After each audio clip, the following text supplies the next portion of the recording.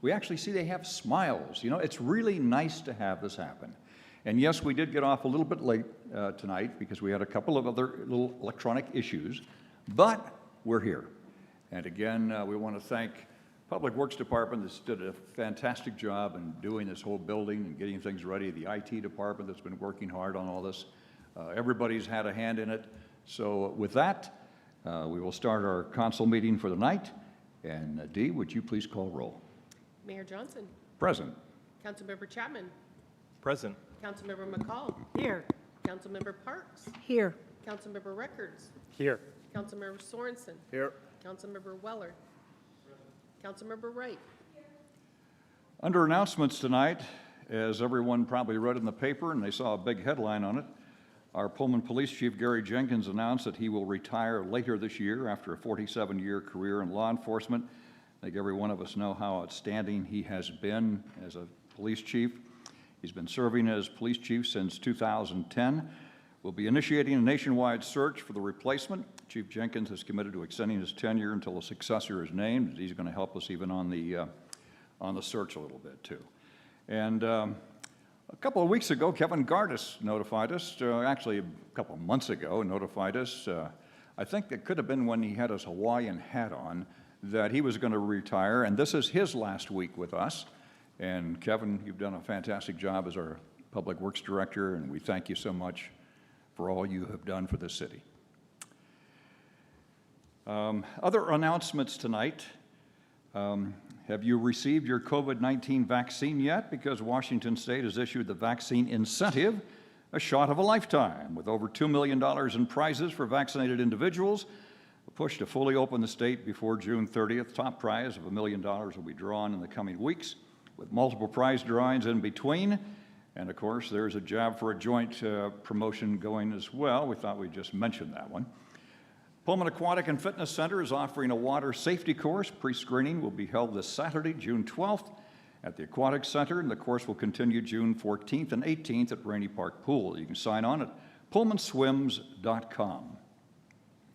4th of July fireworks will be returning to Sunnyside Park. We're just doing it just sort of gentle. We used the Mather Ranch last year to shoot off the fireworks. This year we're going back to Sunnyside, and it's sponsored by the Pullman Chamber of Commerce and help with the LTAC funding. But we're not going to have a barbecue. We're not going to have entertainment. And if you can see the fireworks, now you know where to look. If you can see the fireworks from any other location in town, please do so. Because we're not trying to encourage people just to come to the park. I know some people will, but there's other places you can see fireworks from as well. And Al, you had a message tonight on grants. Yeah, I just wanted to give a little update here on the SWEDA Elevate grants that were put out for everyone. They were able to come up with a little more money, and so any active for-profit business or individual could apply for this. You had to operate from an actual physical brick and mortar location in Pullman, and there was an overwhelming response to this, and so you could, they had up to $5,000, but we couldn't do that. We had to spread it around. We ended up getting some money out to 35 businesses, again, anywhere from $500 to $3,000. Ended up with $64,500 getting given out again. So as they find money, this stuff will just kind of keep rolling, but I just wanted to give you an update on that. Okay, thank you, Al. Neal Public Library has updated and extended its hours of operation, now open Monday through Thursday, 10 a.m. to 7 p.m., Friday, Saturday from 1 till 6. Curbside service is still available with new hours of operation. I was in the library just the other day, and it's just great to see people there, and they're enjoying it as well. And everyone's being very careful, and that's what we need to have happen. So, again, it's very good. We have new COVID-19 testing options that are available as of June 12th. They'll be all at Pullman Regional Hospital. So if you go on their website, you can see what you can do for travel. You don't even need a doctor's order, but there is a fee for that. And there is asymptomatic testing for the provider's order. So they have a number of ways of doing this. You can just check in with Pullman Regional Hospital. And we've had the pride flag up this last week, and This is Pride Month. It began June of 1969, and this on the one-year anniversary of the Stonewall Uprising in New York City. And in our proclamation, it says, whereas the City of Pullman denounces prejudice and unfair discrimination based on race, sex, sexual orientation, gender identity or expression, national or ethnic origin, religion, age, color, creed, marital status, genetic information, veteran status, mental, physical, sensory disability, immigration or citizenship status as an affront to our fundamental principles. And whereas the City of Pullman values the cultural, civic, economic contributions of the LGBTQ+ community, which strengthens our social welfare, I, Glenn Johnson, the Mayor of Pullman, hereby declare Pride Month in the City of Pullman, urge residents to recognize the contributions made by members of the LGBTQ+ community and to actively promote the principles of equality, liberty, and justice. So those are the announcements tonight. And with that, we now go to prioritizing downtown projects and presentation. And Kevin Gardis making his last official presentation to our city council, unless we had a special meeting sometime before you leave on Friday, but I think this is it. So Kevin, thank you so much for all your work. Thank you, Mayor, and good evening, Council. Before I get started on my presentation, I would like to just say a few words. I didn't really prepare anything, but I've really enjoyed working with all of you, everyone in this room. I've worked with a lot of people who have retired, who have since moved on, and it's really been a remarkable experience. I've always considered my time in Pullman as a privilege. You know, I never took the job for granted. I always thought it came with a lot of responsibility, and it's a really good job. It's probably the best job I've had. And so I love working for the City of Pullman. I love being a part of it. I hope our paths cross in the future. I've got grandkids, so my life is very positive right now as far as being able to take care of them. So it's a bit bittersweet because we've got a lot of good things going on, as all of you know, and it's nice to be done with COVID, or at least be done with the lockdown part of it, and so getting back and seeing people again is pretty nice. And it's also a privilege to be able to do the first presentation in this council chamber. So without further ado, if I can make this work without technical difficulties, which probably won't happen, but all right. Right there. Thank you. Plug it in. Don't worry about our bridges or streets. All right. Yeah. As long as it's not run by a computer, we'll be fine. So. Okay. All right. So this is actually the second slide. The first slide was just the introduction. Flashback to February of last year, Brian Scott presented with BDS, presented the downtown master plan. I think there was a lot of positive enthusiasm around the master plan and energy, and we all look forward to getting started on it. Unfortunately, COVID kind of started about then. And then in March, we actually had another nice milestone. We passed the Complete Streets ordinance, and so that's all part of the city's transportation policy going forward as far as how we look at transportation projects, incorporating all multimodal elements. And then we actually got to try out the downtown pop-up last summer to try out our Main Street ideas, and I put the lessons learned up there for you. I won't read them all, but I think you'd all agree that that's kind of the gist of it. We learned a few things, we got smarter, and that's what a pop-up's supposed to do, and so we're ready to kind of move forward. And so what I did is, in an effort to try to get direction from City Council to staff on what the priorities of council are for downtown, I tried to tease out some of the various projects.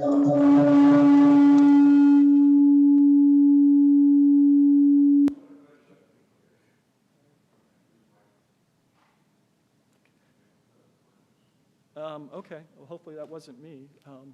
Anyway, I tried to tease out the various projects and elements out of the master plan, and so this probably isn't the complete list, but I think it captures the major projects and the things that you've all heard about. And so I put Olson Street at the top. That was kind of a low budget, just doing some striping, maybe getting some additional parking out there.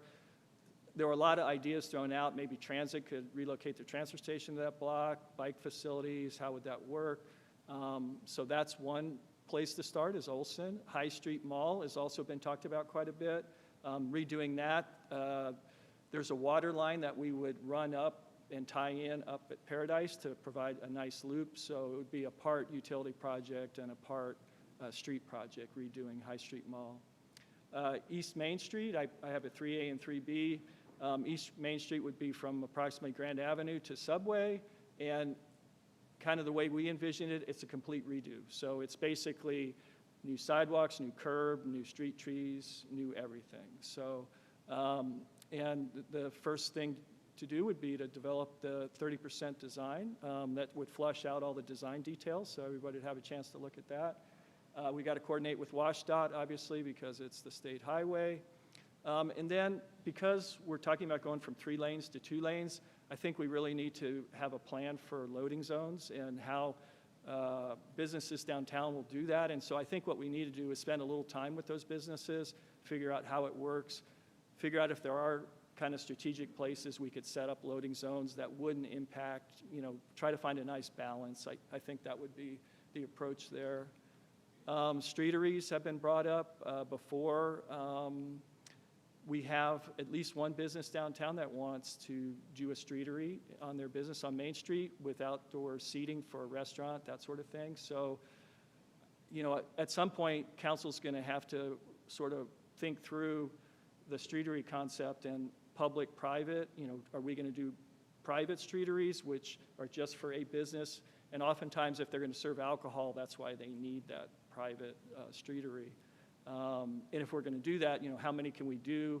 And would we allow it to affect parking? And so would we allow a streetery to remove a parking space or 2 from downtown for that benefit of having that streetery there? So those are all considerations with that one. Zoning code review and possible revisions. This was brought up as a way to maybe find that sweet spot with 5-story buildings in downtown with the type of construction by just tweaking our zoning codes a little bit to allow for maybe a slightly taller building, a few feet taller, which would fit that most economical construction type of building better for our downtown. Pine Street Plaza extension is another thing that's been talked about. Food trucks, outdoor seating on that block just south of Main Street. There's talk of a brewery going in that block, so that would all be nice, kind of coming together of a lot of good energy, I think. Grand Avenue from Paradise to at least Olson, how we would do that transition, we might have to go a little further than that. There's also, I think they called it a cultural connection in the plan. That was that sort of walking area between the library and the depot, and maybe incorporating a little bit of the parking lot behind some of the businesses on Main Street.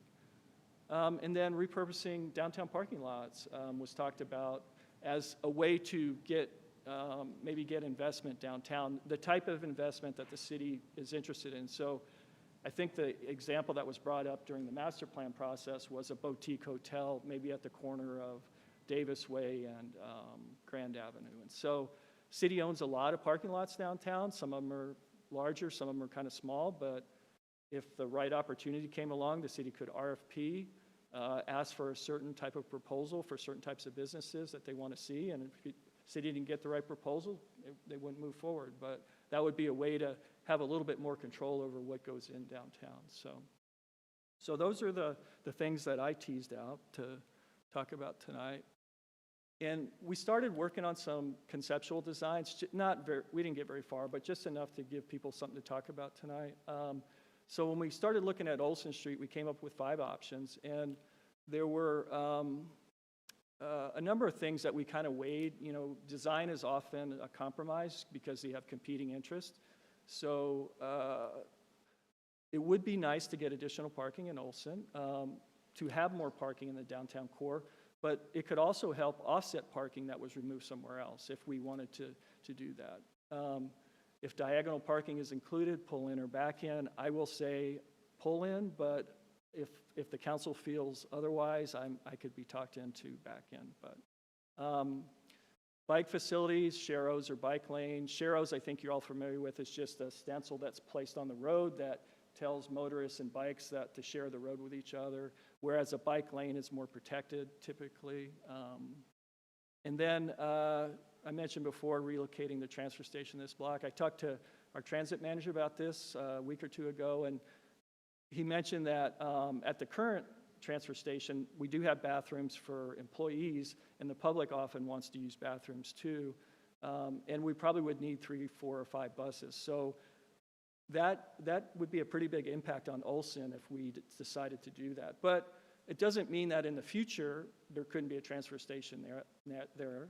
It just may not make sense right away, within the first year or two. But if things change downtown and that parking wasn't as critical there, it could change just as easily.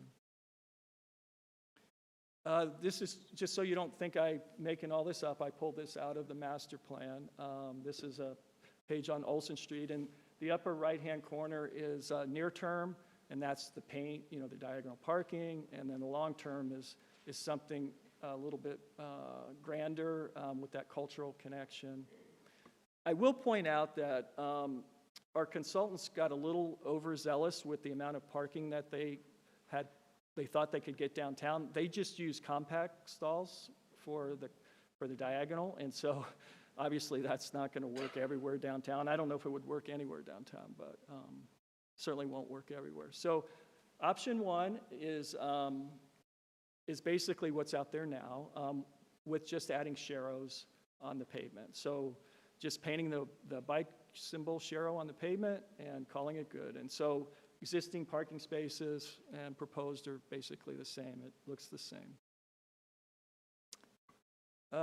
This is diagonal parking on both sides, but it has the compact stalls on the north side.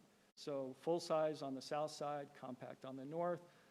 This gives us the most additional parking. But I think it's a little complicated because who's going to remember you got to come this direction on Olson if you're compact? I mean, maybe after a while you'd remember it, but for new people in town, that would be problematic, I think. And then this is just diagonal parking on the south side with no parking on the north and a bike lane on the north side. So, parking before and after is pretty much the same. This one is interesting. This is sharrows. It keeps the parallel parking on the north side and the diagonal on the south side. We gain an extra 5 stalls there. So that one's promising.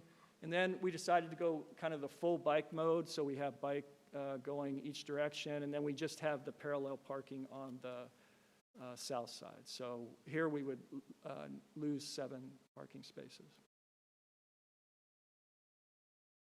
All right, so moving on to, so that was Olson. Moving on to East Main Street, there's 4 options. The first 2 are basically the same, except one has pull-in diagonal parking and one has back-in diagonal parking. And the number of spaces is different, and I double-checked this because I wasn't sure it wasn't just a mistake on counting, but we actually can get more spaces with back-in parking than pull-in. So this one is a net of 4 by doing the diagonal. And it's got the bike lane along the north side. And then we've kind of, up at High Street, we've kind of pulled. We do have a couple of questions. Sure. Yeah. Is that all right? Yes, let's do that. Al had a question first, and then we'll go to. Okay. Yeah. There Any you go. particular one, Al? The very first one with the yeah. This one? Well, excuse me, one more with the angle. Okay. So is it not possible to get full angle parking on both sides? Is that? It's not unless we took the part of the sidewalks out on one side or both sides. So we'd have to get 4 more feet to get them on both sides. Okay. We're 4 feet short. I just was wondering why we were, okay. That was it for right there. I got it. Yeah, I think we got it. I don't know if you've got a pointer. Could you point out to me the symbol for accessible parking? I'm used to seeing the little blue square, and I'm not seeing it. I don't have it. It's on the south side of Olson. It's Okay. And So- I think there should be one more. I don't see it on this one, but there would be another one potentially on the other side. And on Main Street, I don't know that I don't know if I saw it or just couldn't see it. They're on Main Street. They are? Okay, great, thank you. Symbols are there. Okay, The library has a lot of ADA parking too. I mean, obviously, it's for the library. Other questions of council? Okay. Yeah, so just to kind of go through some options on Main Street. This is the pull-in diagonal parking, bike lanes on the north side. And the next option, it looks pretty much the same, only it's back-in angle parking. And I just draw your attention to up by High Street. We've actually kind of used, or it's shown as kind of a concrete and brick feature. It could be, the aesthetics we'll figure out down the road. But it has this way of expanding that plaza a little bit, making it a little bit bigger, and there would be more room potentially for outside seating or tables or that sort of thing. So that, I thought, was a real nice feature up by High Street, just to draw your attention to. This is the pull-in, and you get 3 more parking spaces. And it really is because at each intersection, when you're backing out of the parking stall, we don't want you backing across the crosswalk and out into the intersection. So we had to eliminate 1 stall in each block to prevent that on the pull-in. So, and then this one is just parallel parking on both sides. So this one and the next one are very similar. And the main difference between these two options, 3 and 4, are just the bike lane sidewalk configuration on the north side. The south side is basically the same. It's parallel parking, it's what's out there now, but it has enhanced bike lanes and sidewalks on the north side. And same, Kevin? Same with this one too. So the difference in the number of parking spaces, if it's parallel on both sides versus parallel and then angle parking on one side and not the back end? Correct. What's a number? Can you ask the question again? How many parking spaces are there with parallel on both sides? And how many are there with parallel on one side and pull-in parking, angle parking? Okay, so parallel both sides is 60. Oh, I didn't even see that at the bottom. I apologize. Oh, Okay, got it. and then it's I don't, 74 and 71. wrong glasses. Thank you. Okay. Any other questions? Okay.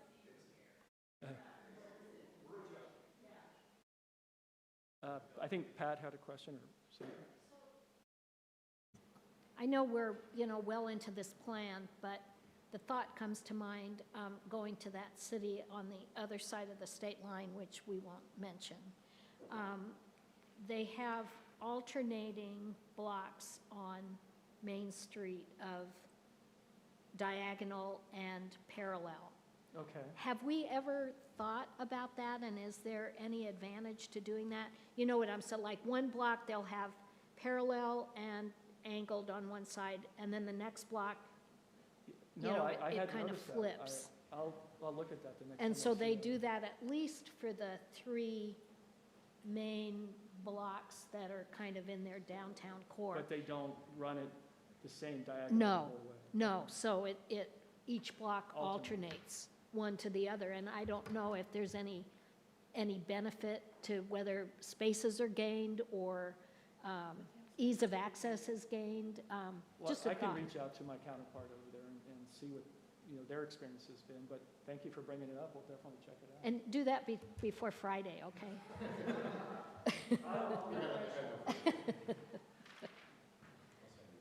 Oh, okay.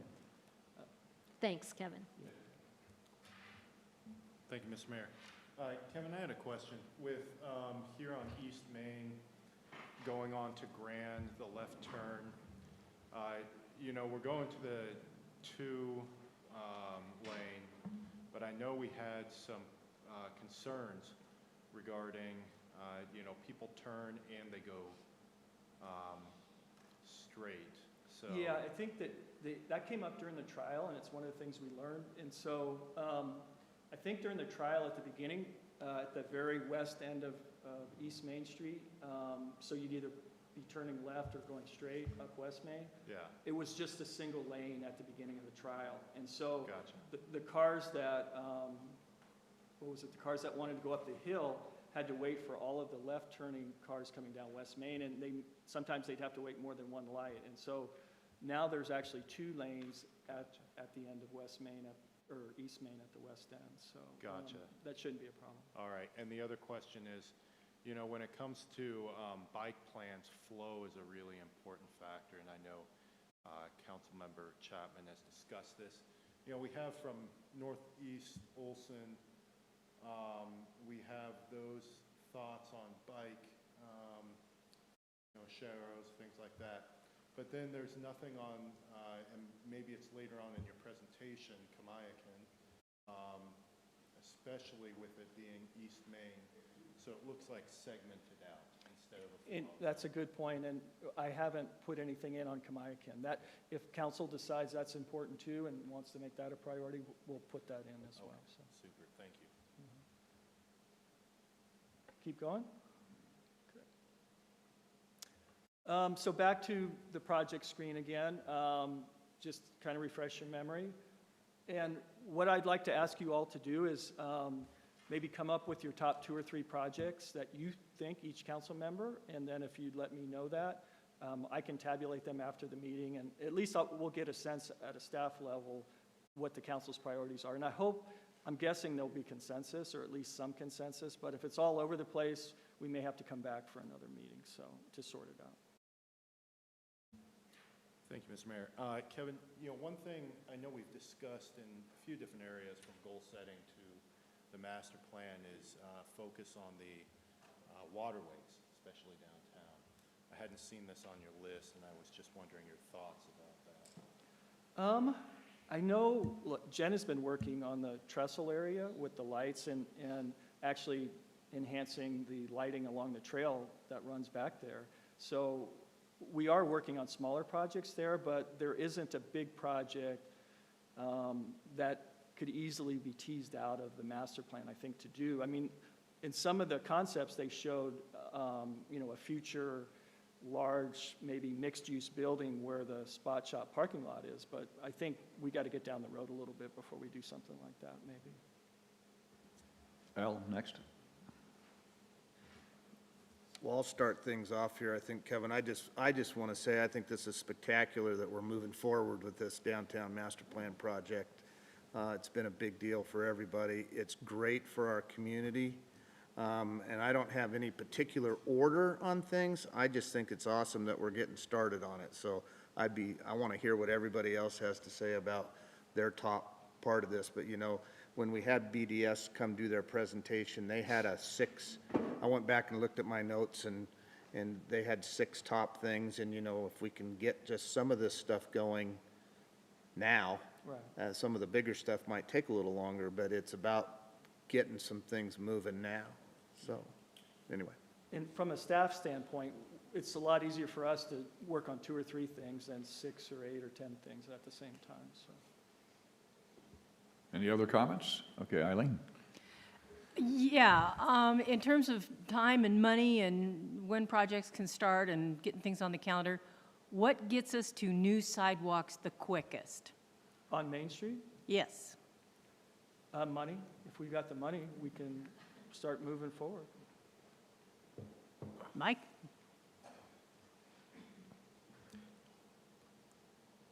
Money's coming.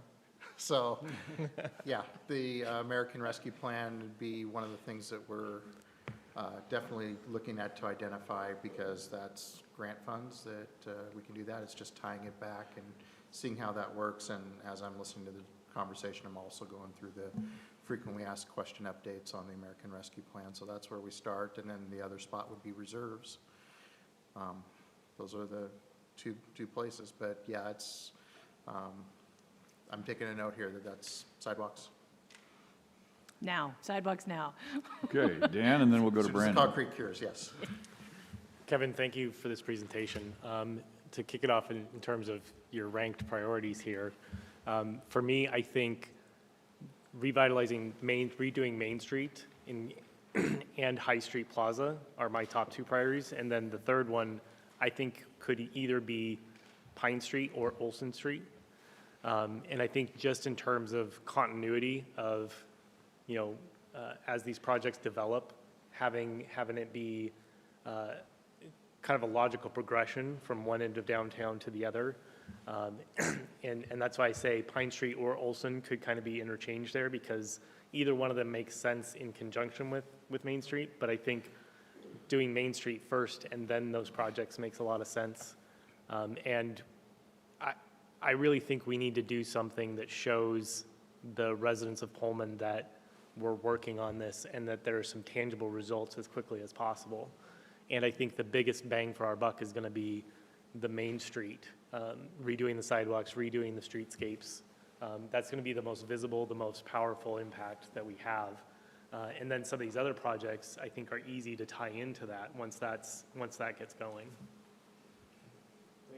Okay, Brandon, next. Yeah, thanks, Mr. Mayor.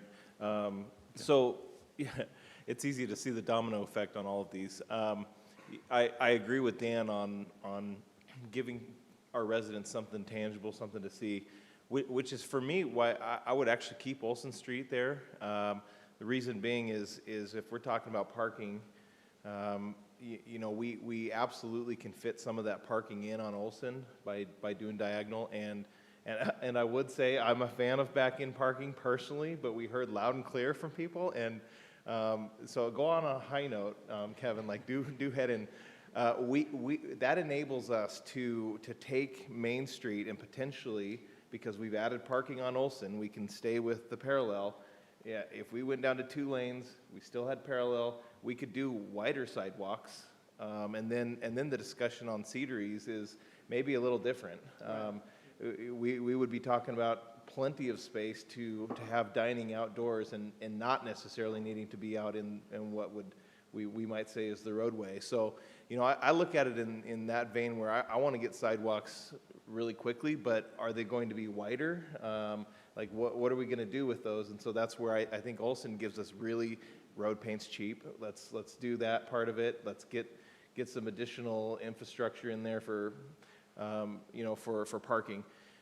In terms of the cycling, I agree with the point of feeling like it's siloed out where Olson would be, and then what would happen with Kamiakin / Kamiakin. Would we do another Sharrows there? Is there room for a bike lane? I don't know. For me, I mean, we want to. Olson is downtown, but we're talking about mostly Main Street, making it feel walkable, bikeable. We can eat there. So I think it's really important to put the bike lane on Main Street. I'm not a fan of Sharrows, but I can understand where that would be. It would give us some additional versatility on Olson, and knowing that people on bikes could circle around there and go down Main Street, and that would be a possibility. So I think those are kind of my thoughts right now. Knowing that I agree with Dan on what's the main focus. It's got to be placemaking, it's got to be Main Street and all that, but I think Olson is one of those steps where you're laying some foundation to make the other things really work well, because I don't want to be beholden either to parking, but if we start down a path and don't take any of that parking that we may not have if we move to diagonal on Main Street, if we do that. Then if we do diagonal on Main, we wouldn't be able to have wider sidewalks. If we don't do that, then we're not adding the parking that some of our residents are asking for. So I think Olson allows us to do that, and then you see how it trickles down. So if you give a mouse a cookie. Ann Parks, and then Pat Wright. Okay, Ann? Thank you, Mayor. Thank you, Kevin. It's a pleasure as always. My priorities would be creating areas to bring people downtown and where they could spend time. So High Street Mall area for sure. Olson Street, I think, is very important because also of the library. Don't forget that it's a major community center and should remain that way, and we have the perfect opportunity now to promote that more. And you mentioned kind of in conjunction with the transfer station, possibly restrooms. I think public restrooms are necessary somewhere downtown, like the city across the border has some very nice ones, and it's just a nice amenity. They don't have to be huge, but I really think even if we don't do the transfer station there, or perhaps we could do it in one of the Pine Street or Olson Street malls eventually, it's just a really nice thing to have downtown.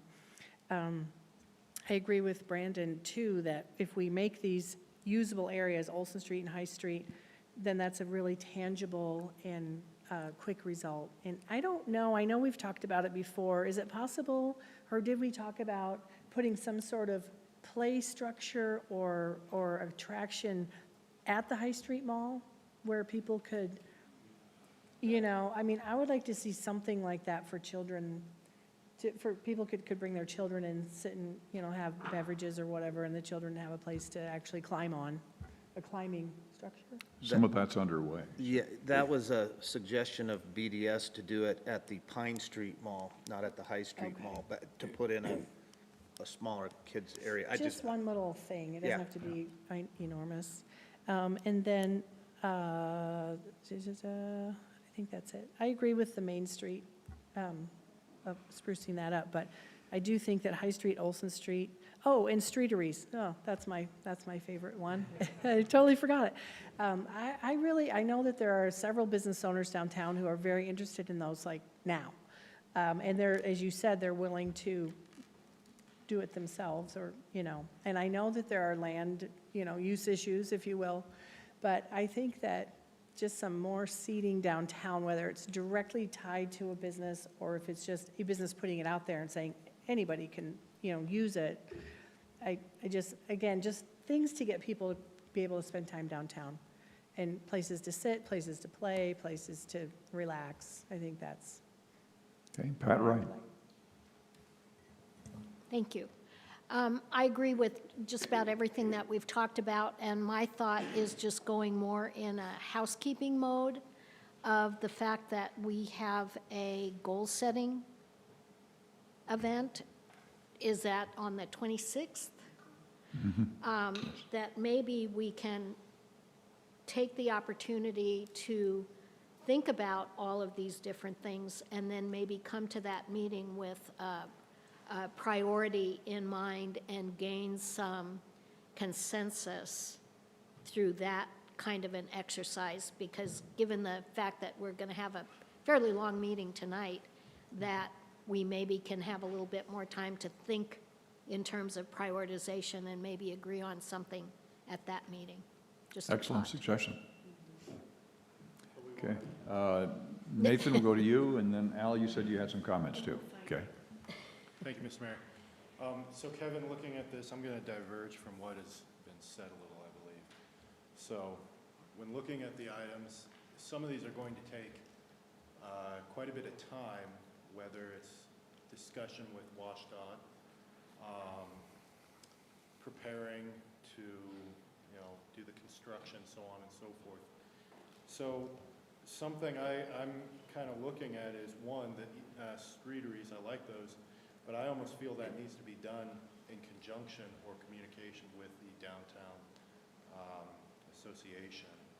And that would require, I would say, some meetings, and of course, if other council members disagree, please interrupt. I would say zoning, as far as you have zoning on there, 5, that can necessarily be looked at during a winter time when some of these other things cannot be done. For me, what really comes into not only showing the citizens that we are doing these things,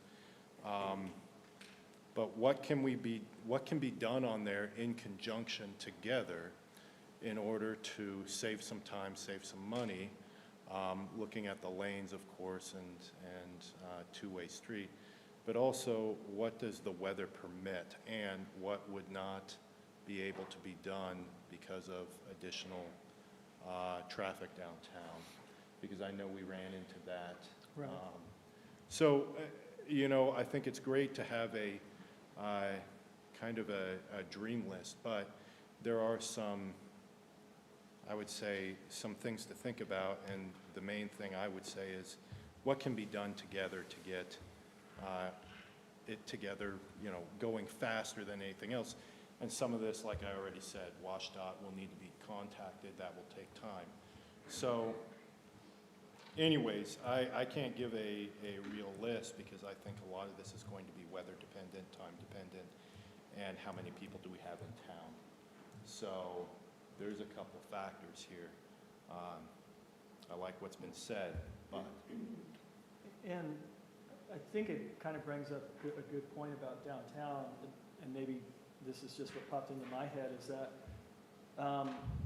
when we do a major project like Main Street downtown, that's going to impact every business on Main Street it's going to be tough, a tough summer. And so, you know, we typically try to fit these projects in the summertime when the students are gone, and that's the, you know, the soft spot in retail sales. And if that would be our approach going forward, is to try to minimize the impact to downtown businesses as much as we can. And if that means scheduling the work in a certain way, we definitely wouldn't want to be there 2 years in a row, like doing utility work one year and then back the next year doing sidewalk work. So we'll have to put some thought into that and try to minimize the impact to downtown folks. yeah, I would almost say being able to break it down into what is going to require construction, what's going to require conversation, and possibly just research. The zoning can be done during kind of the wintry months.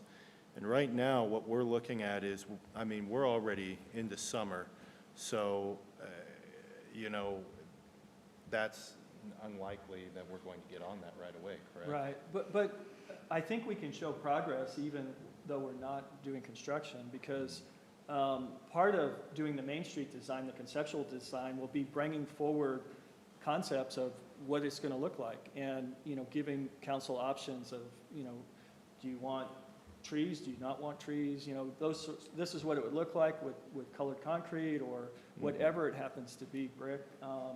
At least we've sorted through all that. The citizens are seeing that things are moving along, and once the concept has been dialed in, then it's just, you know, turning the design team loose to finish the drawings and proceed to construction. So I completely agree. The only other thing I would put on here as a side note, I know we aren't focusing on this list as far as the waterways, but on down the line, that's going to be a major focus. And everybody I've talked to said those waterways, that is a hidden gem that you are not taking advantage of.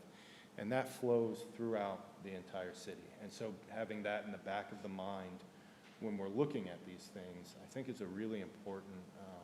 no, that's a good point. And we have that sort of linear park concept along the riparian corridor is something we've been working on over the years to try to make it connect all the way through and not just be sort of fragmented. I mean, in places it's really good, but other places there are gaps. And I didn't mention it earlier, but we're also working on the bike pedestrian master plan. And so part of that work is looking at how that linear park concept through the downtown and the riparian area, how that work would function, how it would be connected, what we want it to look like in the future. We're also looking at how we would connect bikes and pedestrians to the downtown, because just having that bike lane on Main Street, I mean, we got them there, but where do they go once they get there? And so we're working, we're doing a walking tour on Thursday to basically try to work some of those ideas out, and we're going to walk from the library to the old power plant. So. Yeah, that's going to be RJ and the new Public Works Director. They're both bikers, so. Okay, Al Sorensen. Okay, green light's on this time. Yeah, Kevin, and I go back, you know, you had a downtown enhancement plan that you did back in April of 2018. Sam did that one, actually. Or Sam, that kind of got us started with some of this stuff. And, you know, I'm going back to the BDS stuff, and Nathan, I'm with you, you know, there's a lot of stuff that's going to take time to get done, and back to what they were saying, do 2 to 3 visible design improvements now, you know, something that we can do fairly easily, and it doesn't have to be a permanent change right at the moment either, just to make things a little bit better. Then they also talked about, as you said, Nathan, the gyms. Remember, they had that big, huge list, and one of their deals was publish a visible directory of downtown Pullman gyms and that kind of thing. So there are a number of things that I think we can probably move forward with that aren't major construction factors with this stuff, and just dressing it up a little bit. So, and Pat, I'm glad you said that. This is really short, not enough time to kind of get going, and I know you'd love to, you'll be back. We'll put you on a board or something. Sounds good. But I think that's a great idea at our goal setting, to have some discussion about kind of giving the, your department a little bit of direction on this. So again, I just think this is great that we're finally able to move forward. This is what we need. Okay, Dan? I just wanted to say thanks, Ann, for bringing up the restroom issue. That is something that I also think is very needed, to have a public restroom space downtown. There are so many of our businesses downtown that are in older buildings that don't have accessible restrooms. And so I know that's a major factor in a lot of people with disabilities not going downtown, because myself being a person with a disability where bathrooms are very important, I would have appreciated having a public restroom downtown, because oftentimes if you're in a place where you can't get to the bathroom, you have to go and look for another business that you might feel like you're imposing on to go in there. So a lot of people actually avoid downtown just for that reason. And Kevin, you can make these slides available that you've had down here that everybody could see. So Yep. before the goal-setting retreat, that would Sounds also help. And Yeah, I'll get them to Mike and you can distribute them to everybody. right, Yeah, I've already requested them, so I'll make sure to distribute Okay. them when I have it. all right. Okay, Pat? Just one other question, and it's kind of related, but maybe a little outside the scope, but I think just for the benefit of our, just for the benefit of our viewing constituency and our citizens, can you just tell us, as far as where zoning is concerned, what classifies as a zone change? And I know we've had this come up before. And what classifies as a conditional use change? Because I know that is going to come up in the discussion of these streeteries. Okay. Can I pass the buck, Pat? Please. RJ, would you handle this one? Good question, by the way. So a zone change would change the underlying zone to something completely different. For instance, in the downtown core, it's a commercial zone, so to change it to a different commercial zone or to a residential zone altogether, that would be a zone change. A conditional use is listed in an itemized fashion in our municipal code. So some uses would not require a zone change, but would require rather a conditional use to be approved by our Board of Adjustment. Does that answer your question? Right, and so it just depends then on what it is that an entity would want to do with that property, or? Exactly. So if somebody has a suggestion, I would suggest getting hold of staff, and we can direct them in the right path for them. Okay, because that is a question that comes up, and sometimes there's a misunderstanding of whether people need to go to the planning commission, or, what they need to do to make whatever adjustment they're wanting to do with their property, so, Yeah, so please just send them our way, and Okay. we'll take good care of them. thank you. You're welcome. No other questions? We'll thank Kevin for his last report with us. It's always nice that you can pass the baton now to the new Public Works Director and say, okay, here's the list the council gave you. That's right. I'm off to Hawaii. I'm gonna Sorry go- you're late. Okay. I'm going to go type it up right now. Thank you, everyone. All right. Item D on our agenda tonight is the consent agenda. And do I hear a motion to read by title only? So moved. Second. Moved and seconded. All those in favor signify by saying aye. Aye. Any opposed? With that, Laura McAloon, our city attorney. Thank you, Mayor. Your consent agenda consists of a motion to dispense with the reading of the minutes of the regular meeting of May 25, 2021, and approve them as submitted, A motion to approve disbursements for accounts payable checks numbered 103263 through 103350, totaling $151,115.80. A motion to approve disbursements for accounts payable checks numbered 103360 through 103405, totaling $1,834,642.80. A motion to approve disbursements for accounts payable electronic funds transfer numbered 5252021, totaling $36,786.71. A motion to approve disbursements for accounts payable checks numbered 103351 through 103359, electronic transfers 1516, 722 through 726, payroll checks numbered 74920, and payroll direct deposits numbered 68886 through 69206, totaling $887,597.94. A motion to approve disbursements for accounts payable checks numbered 103406 through 103431, totaling $35,747.03, and resolution number R-34-21, a resolution accepting a water line easement from Corporate Point LLC, a limited liability company. Is there any item the council would like out for discussion? Seeing none, the consent agenda consists of items 1 through 7. Do I hear a motion to approve? Moved. Moved and seconded. All those in favor signify by saying aye. Aye. Any opposed? With that, we now move to the regular agenda of our city council meeting, our first one in this new building. We're testing a lot of different things out here tonight.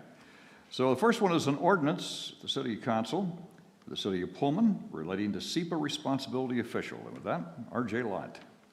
Thank you, Mayor. Good evening, council. This item on your agenda is a recommendation by staff to the revision of 2 sections of our municipal code, section 1639040 and 1639140. This essentially is a staff recommendation of the council. We're recommending a revision of the prior designation of the SEPA responsible official. As you can see in the brief staff report there, WAC 9711-788 requires the city of Pullman to designate a SEPA responsible official. This role has been the responsibility of the Public Works Director, and as we all know, with the upcoming retirement of Kevin Gardis, responsibility should be permanently placed with the Planning Director, which would be myself. This change would provide efficiencies in processing development applications and would be aligned with other comparable cities' SEPA processing, would also reduce the workload of the incoming Public Works Director. I did some brief research on comparable cities in eastern Washington. The cities of Richland, Ellensburg, Wenatchee, Kennewick, and Moses Lake either have the Planning Director or their Community Development Director, the SEPA responsible official.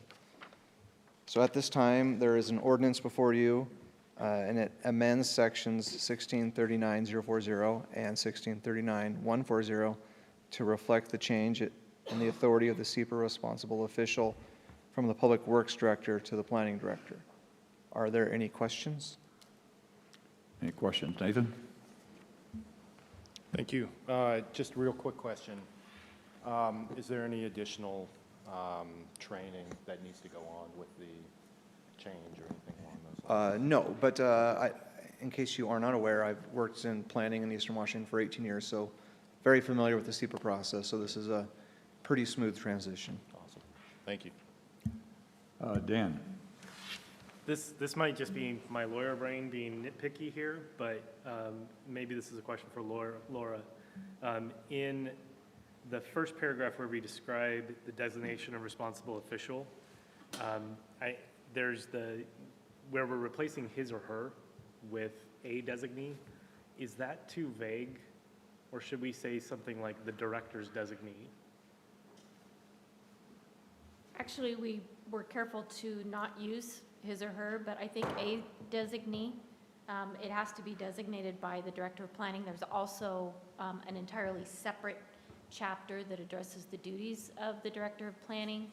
So that allows the Director of Planning to designate duties to appropriate staff, qualified staff. Okay, thank you. I noticed that. I read that before and it slipped by me and I just noticed that, so I just wanted to make sure. Yeah, the alternative would simply be to say a or designee, and I didn't see that there was a difference between that terminology. Thank you. Any other questions? If not, do I hear a motion on this ordinance? So moved. Second. Moved and second. Laura, would you please read the ordinance? Ordinance number 21-7, an ordinance of the City Council of the City of Pullman, Whitman County, Washington, relating to the SEPA responsible official, amending section 16.39.040 and 16.39.140 of the Pullman City Code and Pullman City Ordinance number 84-25, sections 4 and section 17, 1984, and other matters properly related thereto. All those in favor signify by saying aye. Aye. Any opposed? Our next item is item number 2. It's a resolution approving the Hidden View Planned Residential Development and Preliminary Plan. And as we have had a custom, we will have the appearance of fairness questions. I do not have to look at a screen tonight since I can see you. So Ann, we're going to start with you, and we're going to go around to Dan and to Al and myself, and then around, and we'll finish off with Nathan. So make sure your microphones are on as we go through the appearance of fairness questions. Okay? Does any member of this council have knowledge of having conducted business with either the proponents or opponents of the proceeding? No. No. No. No. No. No. No. No. Has any member of the council communicated with the proponents or opponents regarding the proposal that is subject to this proceeding? No. No. No. No. No. No. No. No. Does any member of this council have either a financial or personal interest in the outcome of this proceeding? No. No. No. No. No. No. No. No. Does any member of this council know whether or not their employer has a financial interest in this matter or has an interest in the outcome of this proceeding? No. No. No. No. No. No. No. No. Does any member of this council live or own property within 300 feet of the area which is subject to the proceeding? No. No. No. No. No. No. No. No. Does any member of this council have any special knowledge about the substance or merits of this proceeding which would or could cause the council member to prejudge the outcome of the proceeding? No. No. No. No. No. No. No. No. Is there any member of the council who believes that he or she cannot sit and hear the matter fairly or impartially, both as to the respective positions of the proponents and opponents of this proceeding? No. No. No. No. No. No. No. No. Is there any member of the audience who, because of the appearance of fairness doctrine, wishes to disqualify any member of the council from hearing this matter? If so, please state the name of the council member and the reason or reasons why you believe that council member should be disqualified because of the appearance of fairness doctrine. With that, and we will be doing this one more time, so just give you that. RJ? Great. Thank you, Mayor. Thank you again, Council. Let me see if I can get this up on the screen for you. So this item on your agenda is a planned residential development. This is the preliminary application. The request, it's a little small. The request is to subdivide 3.2 acres into 17 lots. The location, it's a little hard to see on your screen there. I apologize. It is on the west end of Terraview. This is in the vicinity of 2 prior planned residential developments. Access would be via Overlook Drive, which is just to the east of the new Kamiak Elementary School. The zoning for this location is R2, low-density multifamily residential. This item did go before the Site Plan Review Committee, and there were 43 conditions that were placed on this, and this was met with agreement with the applicant during the public hearing before the Planning Commission earlier this year in March. Of special note is item number 8, and I'll read that out loud. It says, "The sidewalk along Hidden View Drive shall be constructed with 1 year of city acceptance of the final subdivision, plat and/or occupancy for any of the PRD buildings." So that would provide adequate sidewalk access from or to this PRD from the nearest local public street. And let me put see if I can get this up there for you as well.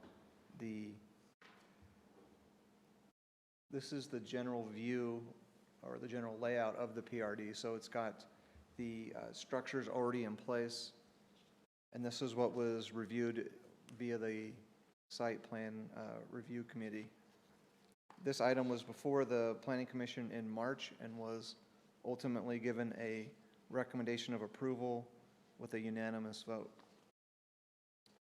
This item is also to run concurrently with the next item on your agenda, a preliminary subdivision of the Hidden View plat.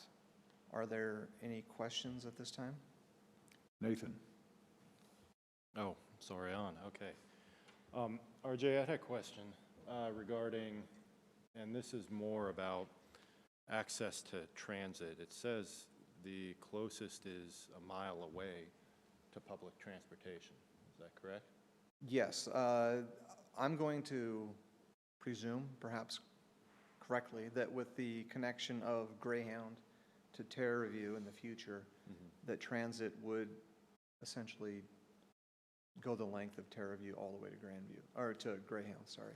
So I think that in the future, presumably that public transit would be at a closer location. Okay, great. Yeah, I just want to make sure because just like, sidewalks, public transportation is really, really important. So when it says a mile away, not a lot of people are going to walk a mile just to get on a bus. Yeah, that's true. There's a lot of development in this area. I don't know if you've been out there recently, but it's Yes. rapidly changing. And in the foreseeable future, I would conclude that there would be some transit stops in that location. Okay, all right, thank you. Eileen is next, and then Al. Yeah, RJ, somebody asked me, and I'm not sure if it was in regard specifically to this development, and that's why I didn't bring it up under appearance of fairness, but they were concerned that some of these new platted areas were going to be modular homes, or are these all stick-built? I'm going to think that these are stick-built. The previous PRDs are all stick-built structures. There is a preliminary subdivision that is at the end of Greyhound that may use some modular later this summer. That was the indication of the applicant, but that is different than this location. Okay, thank you. Al Sorensen.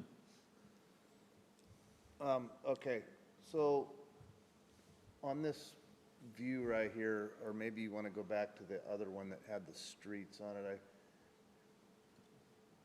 Where are they accessing from here, RJ? So it's a little difficult to tell.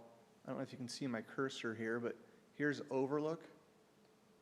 Okay. So they'll come in this way and then kind of take a left. Oh, and then, okay, so Overlook isn't extended up there yet? No. Of course, Canyon View here is constructed and paved. Overlook is just essentially just a stub at this moment, but it'll be connected kind of in this fashion here. Okay, so there's only going to be one way in and one way out into this development? Correct. Okay. And I can't remember what the fire department said about that. Did they have any issues there? I got the thumbs up from the chief, so we're good. Okay, and then now if you'd go back to the one you had up just previously, so where are you saying there's going to be a sidewalk? So there won't be any sidewalks adjacent to the roadway except for, located adjacent to structures such as here and here. But when the internal roads here will be private and won't be maintained by the city. But once you get onto a public right-of-way down in this direction, there will be sidewalks on both sides of the street. So once you get to essentially this access point, it'll be short walks to the structures. So that access point is over the road, is Overland, what was the name of it? Overlook, yes. Overlook? Yes. So that's Overlook Road right there? Yes, So they're going to build a sidewalk all along their property on Overlook? yes. Okay. Okay. I have to make this comment and just, we allow these little developments like this to get done on private streets. And there's an advantage to the developers at times, not having to put in sidewalks, not having to put in certain street lights and all that kind of thing. And then in past, we have had these developments come back to the city and want us to take it over. And now all of a sudden, we don't have the proper lighting, we don't have sidewalks and that kind of thing. And I'm not picking on this particular one, it just is happening right now. I'm very concerned about that type of thing going on. I can think of a couple in town where, you know, all the residents have to walk in the street. You know, how about getting our plows in there? How about whatever else we might have to do if they bring it back to the city for us to take over? What are your thoughts on that? Yes, so I'm trying to not look at my notes here, but answer your question at the same time, a little challenging. Do it. But for instance, the lighting, there is a condition here in one of the 40-plus that was put together by the Site Plan Review Committee that would address that. So this is the preliminary that was submitted with the application. So there are some changes that will need to be made that will eventually get it up to an acceptable standard, so that if by any chance that the development goes under or goes bankrupt, that when it is adopted or it is incorporated in the city somehow, that it does meet a certain level of standard, especially when it comes to lighting or sidewalks or parking. I know that some of these spaces are tight, so I don't want to conclude that it's going to work with our snowplows, but hopefully we won't get to that point. But one of the conditions is that the applicant puts together CC&Rs, and one of those is that they'll take care of the snow once it does happen.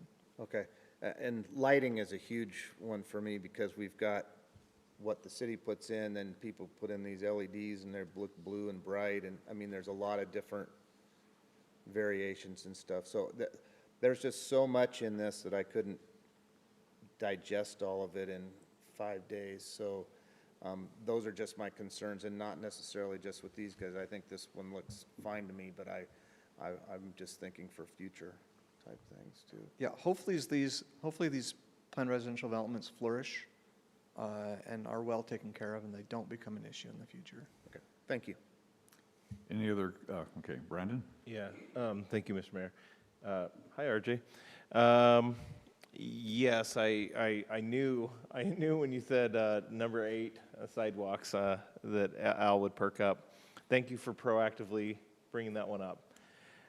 Because you're here and you mentioned Greyhound Way eventually moving to Terraview, let me ask. We've heard for a long time as development continues to go in, and it seems like that's what I'm hearing again. Where's the threshold? At what point do we finally have that access all the way around so that we have 2 ways in to most of these neighborhoods? So the preliminary plat that would connect Greyhound to Terraview came before you 3 or 4 months ago, maybe? And if you've been out there recently, they've done a tremendous amount of earthwork. So they'll get that ready and get that up to a final stage till we'll be back before the council. And within 1 year, they would have to have sidewalks in place after that final approval. So I haven't heard any timelines. Okay. I shouldn't say assume. I'm going to conclude that they should have that back before the council somewhat soon because they seem extremely motivated. There is a statutory timeline before they can get that back to you guys before it expires, but I think that would be done in the very near future. It would be fair to assume that within a couple years we might see. I would think that it may be as soon as perhaps maybe next spring. But I have not heard that from the applicant. Sure. That was just a ballpark guess. Thank you. Thank you. Okay, Nathan? Thank you, Mr. Mayor. So, looking at this, I didn't have a chance to see, what is the slope of that hillside there? We've run into some issues with previous developments, Walmart in particular, where we did put in retaining walls, or retaining walls were put in, and then they vastly underestimated the, it caused problems. And so this being done here, depending on the slope, you have a retaining wall there. What is, I'd like to know what kind of engineering, are we looking at this? Are they doing it themselves as far as the retaining walls and the hillside and so on? Yeah, so the applicant, to answer your question, would be required to install this retaining wall in the location that they've identified here. So, being out this location a couple of times, this area where I've got my cursor is probably going to be the steepest area and is not going to be built upon, where this area here, where the structures will be essentially flattened. So it's kind of a dig out in this area, and then with the steepness of the existing slope up towards here. Yeah.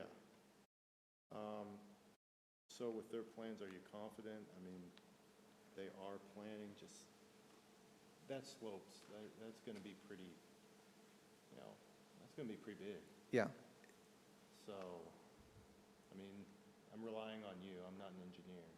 Well, And yeah, I know. neither am know. You aren't either. But, there's still some concerns there. Yeah. So Nathan, in their Hidden Valley PRD thing here, slide 4 has a picture of it if you want to see, kind of looking back east. And you're not looking at the size of hill that you see off of Bishop. No, going I up know it's not the Parvis. same. So, Definitely different. anyway,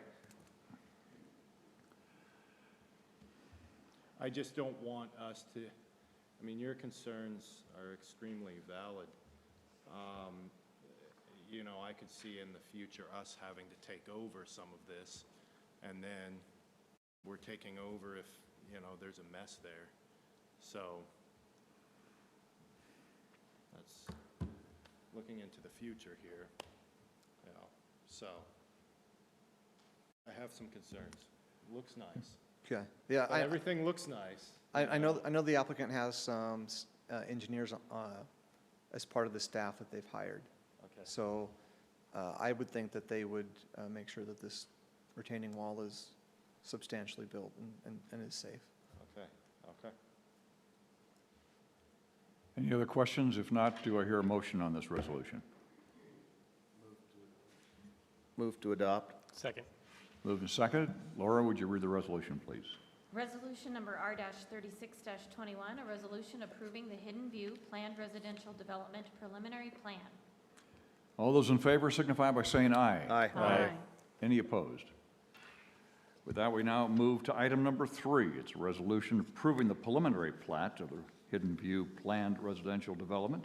And once again, we'll be doing the appearance of fairness questions. This time, we'll start with Nathan, and then we'll move the other way around. Does any member of this council have any knowledge of having conducted business with either proponents or opponents of this proceeding? No. No. No. No? No. No.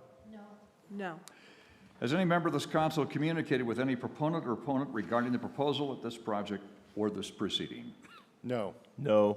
No. No? No. No. No, No. Does any member of this council have either a financial or personal interest in the outcome of this proceeding? No, sorry. No. No. No? No. No. no, No. Does any member of this council know whether or not their employer has a financial interest in this matter or has an interest in the outcome of this proceeding? No. No. No. No. No. No. no, No. Does any member of this council live or own property within 300 feet of the area which is subject to proceeding? No. No. No. No. No. No. no, No. Does any member of this council have any special knowledge about the substance or merits of this proceeding, which would or could cause the council member to prejudge the outcome of this proceeding? No. No. No. No. No. No. no, No. Is there any member of the council who believes that he or she cannot sit and hear this matter fairly and impartially, both as to the respective positions of the proponents and opponents of this proceeding? No. No. No. No. No. No. no, No. And finally, is there any member of the audience who, because of the appearance of fairness doctrine, wishes to disqualify any member of this council from hearing this matter? And if so, please state the name of the council member and the reason or reasons why you believe that member should be disqualified because of the appearance of fairness. And seeing none, we will now proceed. Once again, R.J. Lott. Thank you, Mayor. So to follow up on the previous item, this is essentially the preliminary plat of the PRD. It's a little bit confusing, but essentially this needs to run simultaneously or concurrently with the preliminary plan of the PRD. So this is really the division of the lots itself, whereas the prior item on your agenda was the preliminary plan, which is what I put up on the screen with the specific locations of the structures and parking and things like that. So I don't really have much to add beyond that, so this is something that would need to run concurrently, like I said. And once this preliminary plat is, if approved, would come back as a final plat and would be presented by Public Works. Are there any questions? Any questions?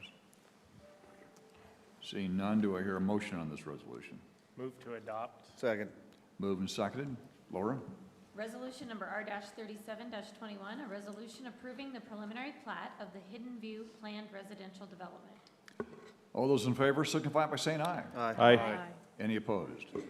Item number 4 on the agenda tonight is a motion to authorize a memorandum of understanding between the Center for Disease Control, Department of Health, Human Services, National Institute of Occupational Safety and Health, and the City of Pullman Fire Department. And with that, Assistant Chief Ryan Schornhorst. Ryan? Thank you, Mayor, Council, good evening. So in your packets, there is a proposal for your consideration for PPE for the first responders in the fire department.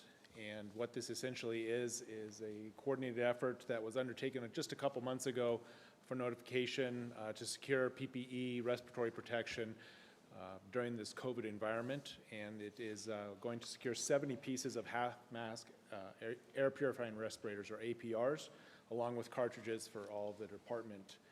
There's no funds exchange in this. It is able to be withdrawn by either agency, either party, excuse me. At any point in that, it would expire October 1st, 2023. Our only part is to follow the requirements for fit testing and such. And there's a handful of surveys that the volunteers in the department that would wear it would have to fill out to better the PPE design and selection moving forward into the future.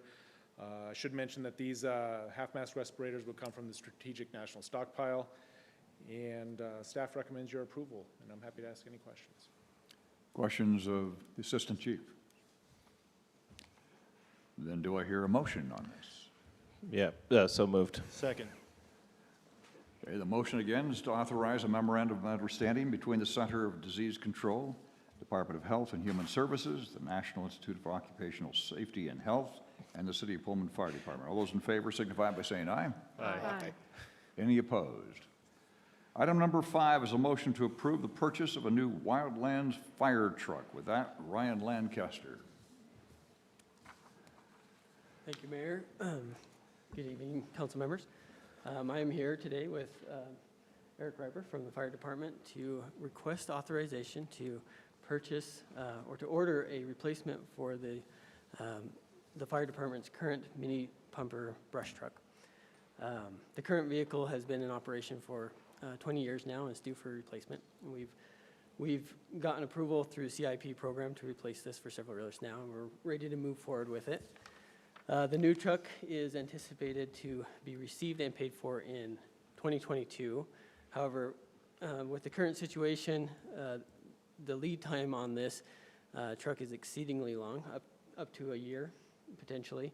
And so we're seeking authorization to order the truck now so that it could potentially be put in service in 2022. And if this is approved, we'll have to then request a budget amendment, which we plan on doing later this year.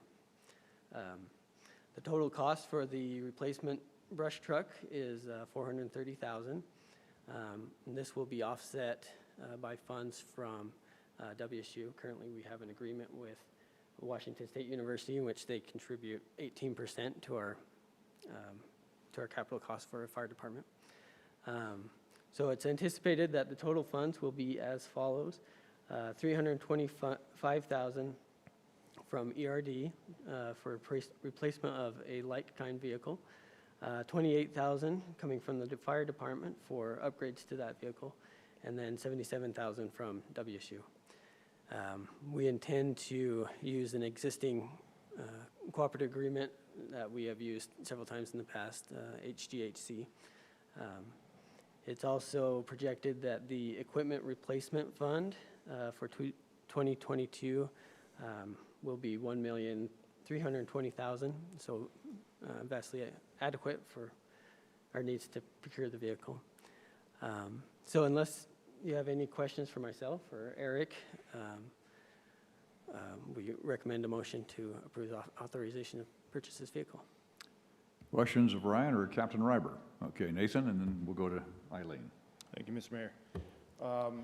Thank you for this. I wanted to ask where the old truck, I was looking for it on here, where the other truck is going to go to. Is that going to go to Rural Partner or something?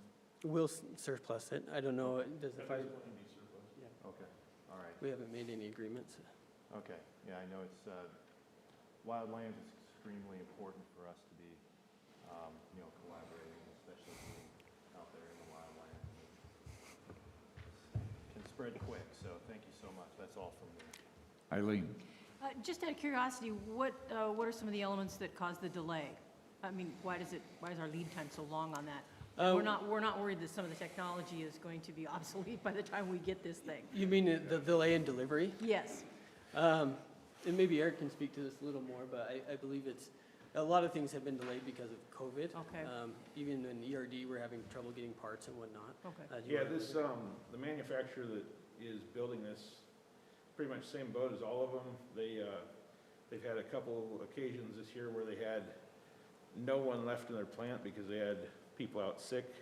They've had, there's a tendency toward lean manufacturing where they're bringing parts in right as they need them, and that's proven to be a real sticky thing in these days where they have trouble sourcing parts, so there's delays getting them. And then, strangely enough, once COVID hit, their orders have quadrupled in the last year. So they were, when we first started dealing with them, they had about a 120-day delivery time. For a while last winter, they were at the 425-day delivery point.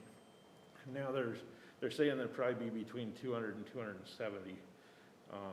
But we need, the one we've got is, I don't know if I should say it served us well, but it's done the best it could, and it's getting tired, and we definitely need to be working toward replacement. So if we wait until the year that we're supposed to get it, it'll be at least another year before we do. So we're proposing to order it now with the expectation it'd be delivered first half of '22. Great, thanks. I thought for sure you'd use the word chips, since all the automobile manufacturers are saying we have a problem with getting chips for the. Well, that could be Yeah, okay. Al Sorensen. Just a quick thing here, and brush truck, and people might think in the city, we're on streets and all that kind of thing, but could you address just briefly, what we have that we're protecting inside the city limits? Yeah, brush truck, I think actually it said wildland on it. That is ERD's label on it. When we bought it, it was actually, it came as kind of a combination vehicle, rescue and brush truck. We used it initially more as a rescue, and then it's kind of morphed. Operationally, I would probably call it more of a mini pumper than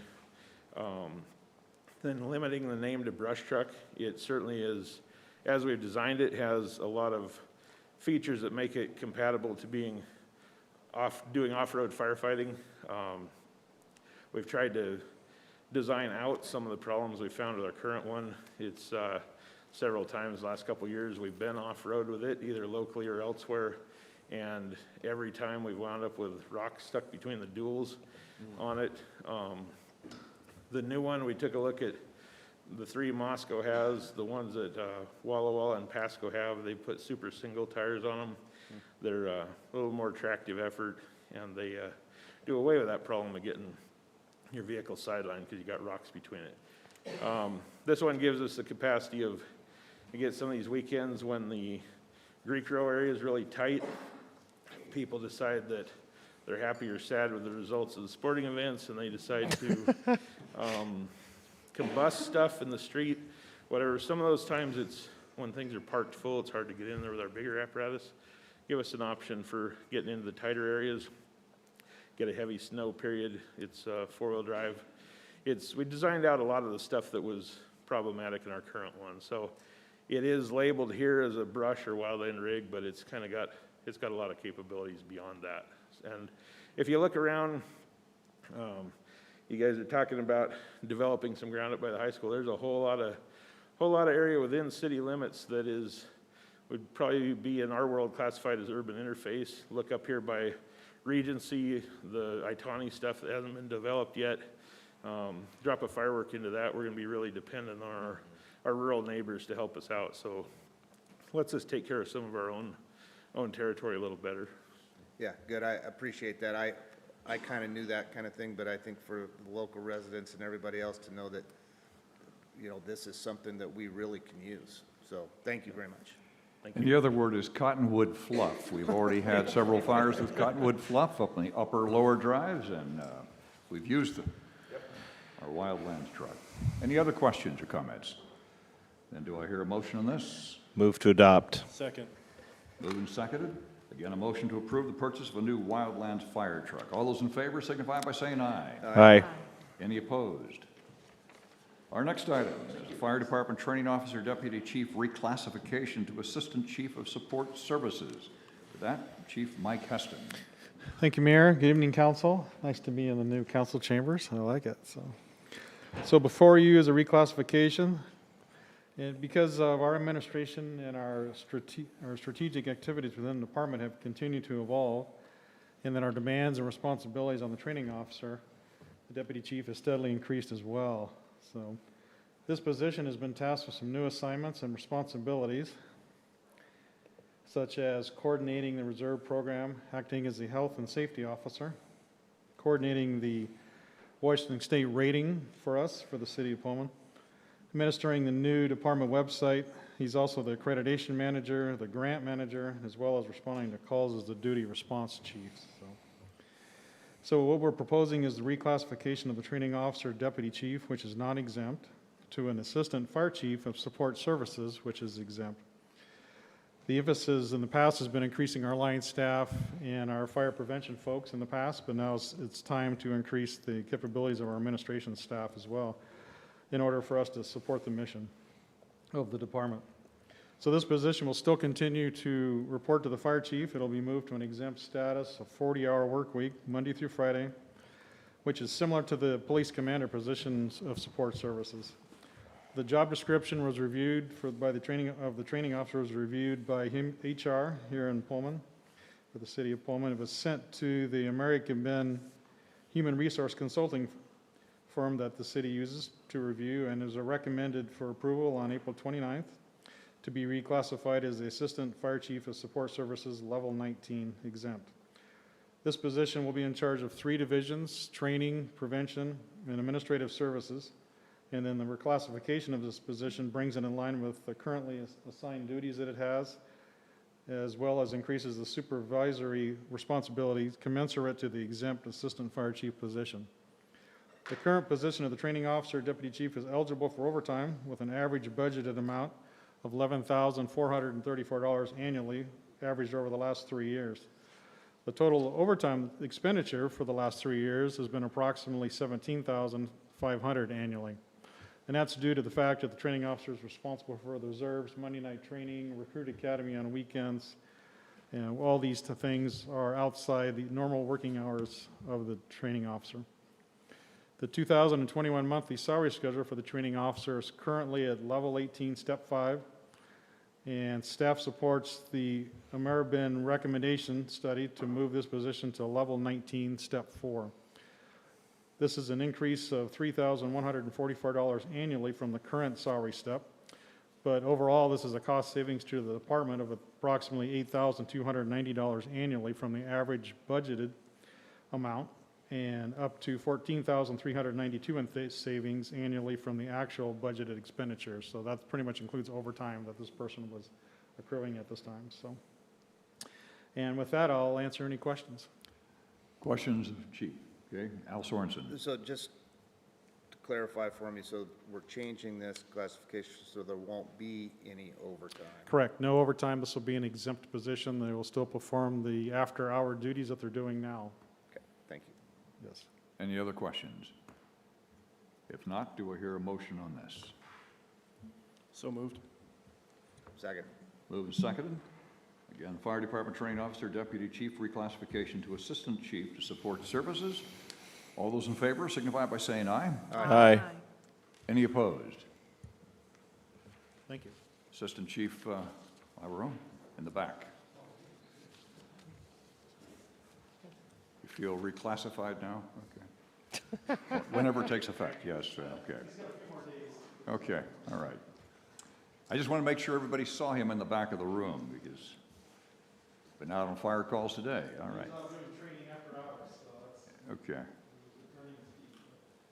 Item number 7 tonight is the use of lodging tax funds and Lodging Tax Advisory Commission. And we're going to start with our city attorney, Laura McAloon. Thank you, Mayor. So at your request, we're bringing this back. You asked for additional time to review the draft ordinance that staff prepared and presented to you. So we're returning with this item exactly as we presented it a few weeks ago, and looking for your direction and feedback on how you would, what changes you would like to the draft, and how you want to proceed.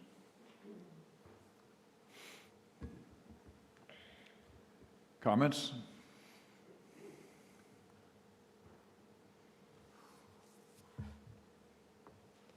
This is a rather quiet time. I can't look at a screen right now on my Zoom call saying, I think we've lost the internet. No, we're all here, okay? So we'll go to Al Sorensen first. Okay, so in going through this, Laura, the changes that you were making in here, I was a little bit confused at some of this wording in here, whether it was in pink or not in pink and crossed out, so. So I can run through that if you'd like. That would be great, thank you. So the draft ordinance that's in front of you, so for example, in 4.95.030, the purpose of the Civic Improvement Fund, what I highlighted there is this is the current text of the city code. So that's in there so that you can see it for reference. And do you want to make any changes to this language? This is essentially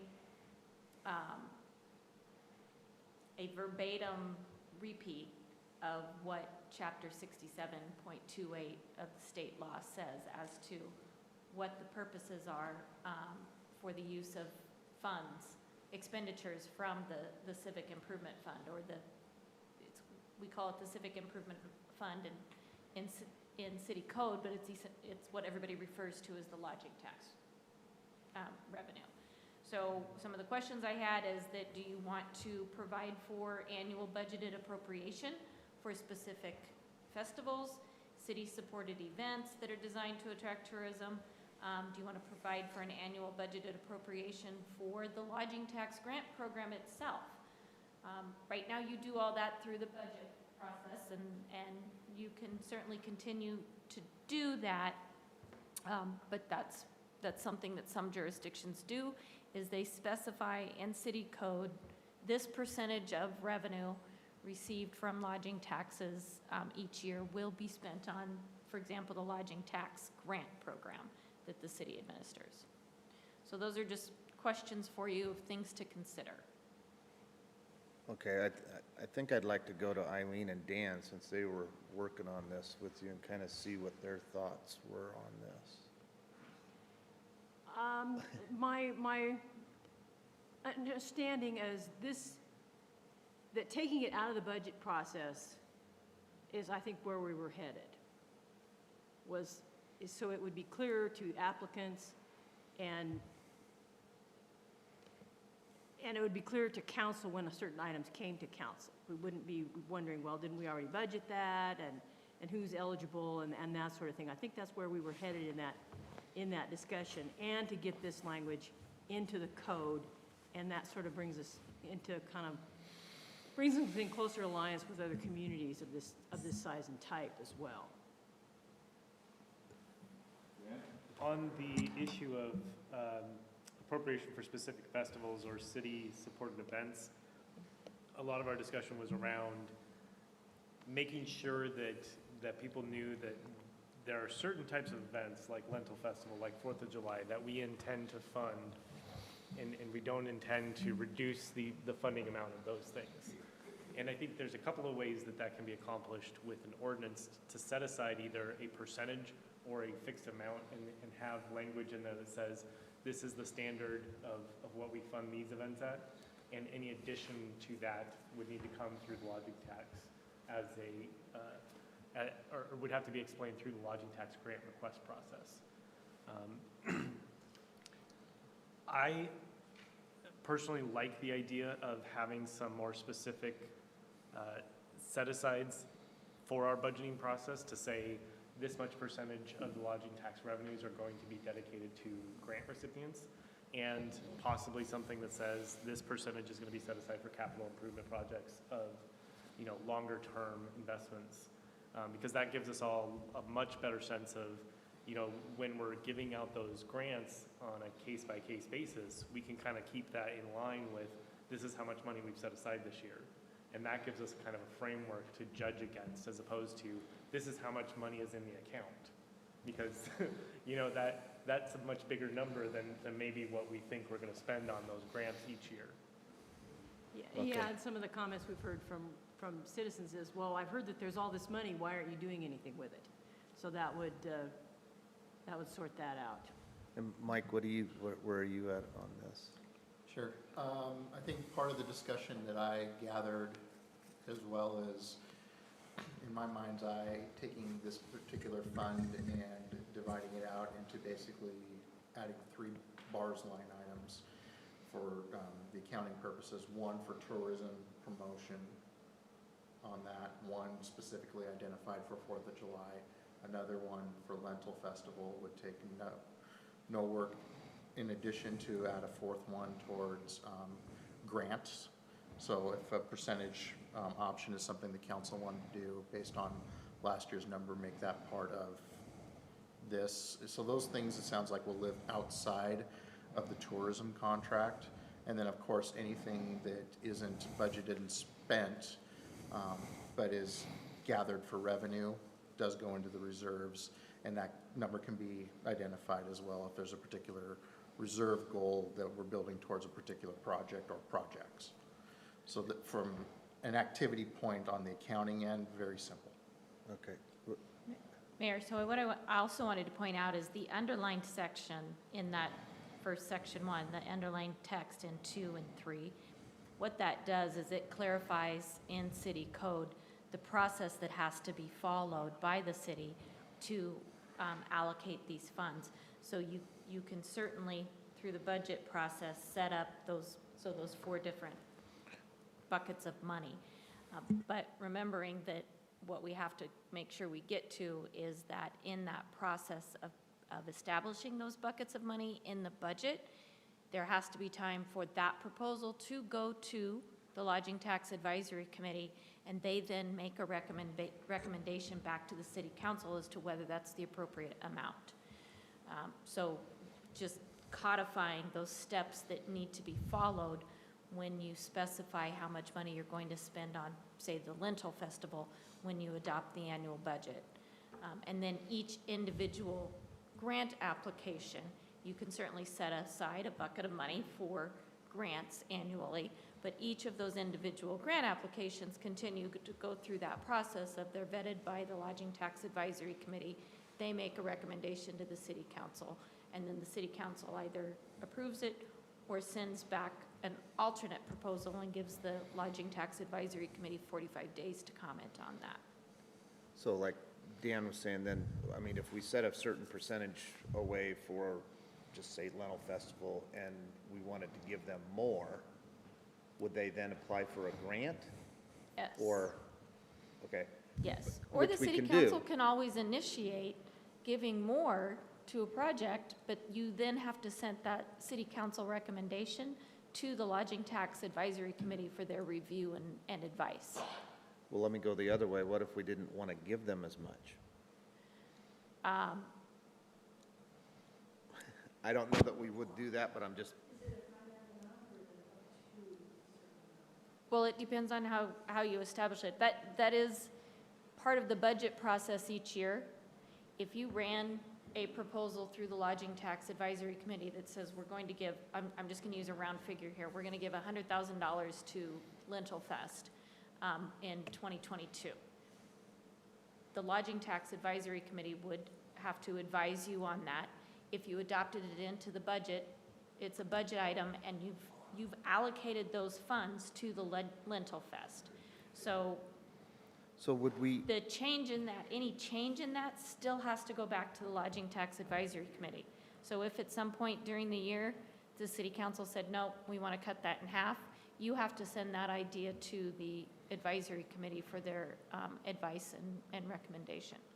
so, But at the end of section 2, am I reading this? It says failure of the Lodging Tax Advisory Committee to submit comments before final action shall not prevent the city from acting on the proposal. City is not required to submit. Right, right. So what that means is that when you send a request or an alternate proposal to the Lodging Tax Advisory Committee that's different than what they've recommended, you have to give them a minimum of 45 days to respond to your suggestion and make a recommendation to you. If they fail to make a recommendation, you can act. They can make a recommendation and you're actually not bound to follow that second recommendation. because they're just advisory, right? Yes, I mean, but it's a two-step advisory process, actually. The first time, if they make a recommendation to you, you have to adopt that recommendation or send back an alternative proposal to them and give them 45 days to comment. And then you could take action. And also, it's still, they have to have receipts. By Yeah, reimbursement. it's still. Yeah, it's every reimbursement. grant, every expenditure has to be tied to tourism promotion and has to be an eligible expense. So every expense has to be submitted for reimbursement and vetted by the finance department to make sure that it is an eligible expense for reimbursement. All of those allocations are done on a reimbursement basis. I just want to make sure that was very clear to the audience because they have to have the response. Nathan? Thank you, Mr. Mayor. You know, Councilmember Wright, I know you've sat on this for a while, correct? I would love to hear your input. Hearing this back and forth, I feel like power struggle would go on in the future, but that's just maybe my opinion, but I'd love to hear your opinion here. Thank you, Nathan. Well, I think if I'm reading this correctly, we're talking about kind of two different things from what you're talking about. One, this sets the structure of budgeted items, and I like the 4-bucket approach.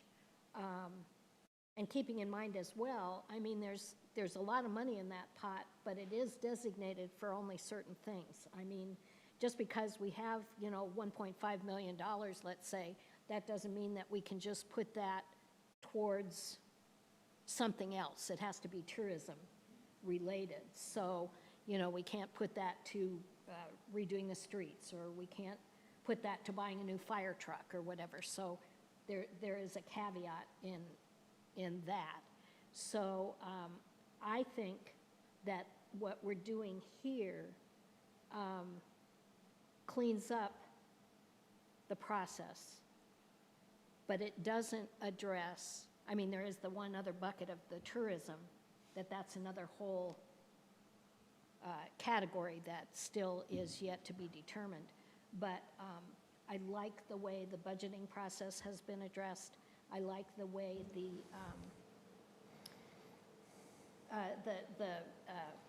eligibility for participation on the committee has been addressed, and I think it just really clarifies some levels that have been kind of in a gray area and cleans that up. What you're alluding to, I think that is still on the horizon as to how all of this is going to be administered. Is that right? Did I pick up on that? Okay. Did that help? Yeah, I appreciate it. Any other comment? Brandon, before we go back to Al. Yeah, sure. I really like the simplicity of, so I like the versatility of not necessarily segmenting things, but I like the simplicity of doing that. We know where it's going every year, so long as, yes, we're going through the process to make sure that this is indeed tourism, right? And that's my only main concern, and I don't know if this has anything to do with the power struggle Nathan's talking about, but making sure that whatever organization is using the money can show time and time again, if they are recurring, that yes, this is being used for whatever the wording is in here, for attracting visitors and encouraging tourist expansion, then I'm great with any of this proposed language if it includes those specificities. All right, Al? Yeah, I completely agree, and I think cleaning it up a little bit and getting things going, since I've been, 3 meetings or something like that since we changed committees, and it's just going to be helpful to clean up the process. And I do like the separate budgeting. You know, we did talk, just one quick question. We had a grant that we approved today, which is one that we do just about it. Well, we've done it every year for a long time, and it's a very good one, the Blue Summer Series. But we talked about this, I think, when we first started talking about making changes, about those events that we okayed kind of every year and trying to make it easier for the applicant to apply for it. Are they still going to be in the grant section? The separate other lines are just going to be for certain other things? Okay, just want to, I think this is great too. And, you know, whatever we decide on how many people and all that kind of thing is, I think, kind of what we need to do, but I'm totally in favor of this. I think this is looking good. And you can add new types of annually funded events through the budget process, right? So if there's a new festival idea that's developed and they provide that presentation to the Lodging Tax Advisory Committee or to the City Council prior to your budget process, it's then fully within the discretion of the City Council to take that new event and fund it through the budget process as compared to through an annual grant process. So it gives you the flexibility to change and to grow through the budget process, but also make sure, and Councilmember Weller, I want to make sure you understand that these changes are actually designed to bring the city into more obvious compliance. I'm not saying the city hasn't complied, but it's been loose because it hasn't been codified in city code. So it's a where we go back to the state law and we look at it and we ask questions, but this at least lays out a clear process for it in city code so that Pullman has their own local point of reference for figuring out how they'll spend their lodging tax funds. Once again, Brandon. Yeah, Laura, thank you, because the way you mentioned a recurring event being budgeted, I think is exactly what I'm thinking of with Blue Summer Series. And this is a discussion that we've had before. And one year there was a lower amount, and I know we sent it back, and then they upped that amount. And the discussion maybe was philosophical on, does a recurring event need the extra help? Does it not? I still look at it, is it bringing visitors and encouraging tourists? And so those are the kind of events that I don't want to have to leave it year to year to a discretion. Let's decide that, and absolutely we'll have to revisit that. But if it's something like 4th of July, if it's one of those things that we know is bringing in tons of people from the outside, then that might be worth doing as a budget item. So do we need to decide down in the other pages here of how many we want on the committee? And Yeah, I would appreciate Okay. some direction on that. So on page 2 of the draft, I've highlighted areas, this is all recommended for how, it's simply, again, codifying in Pullman City Code how the Lodging Tax Advisory Committee is formed and constituted. So what I did is I follow the same language that you have for other city commissions and boards and put that into a draft format for the Lodging Tax Advisory Committee.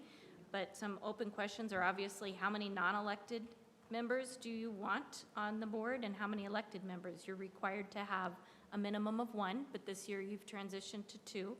Do you want them to have annual terms or longer terms? And then I highlighted, because it's come up in regards to a couple different commissions, of do you want the commission membership to consist of a majority of Pullman residents?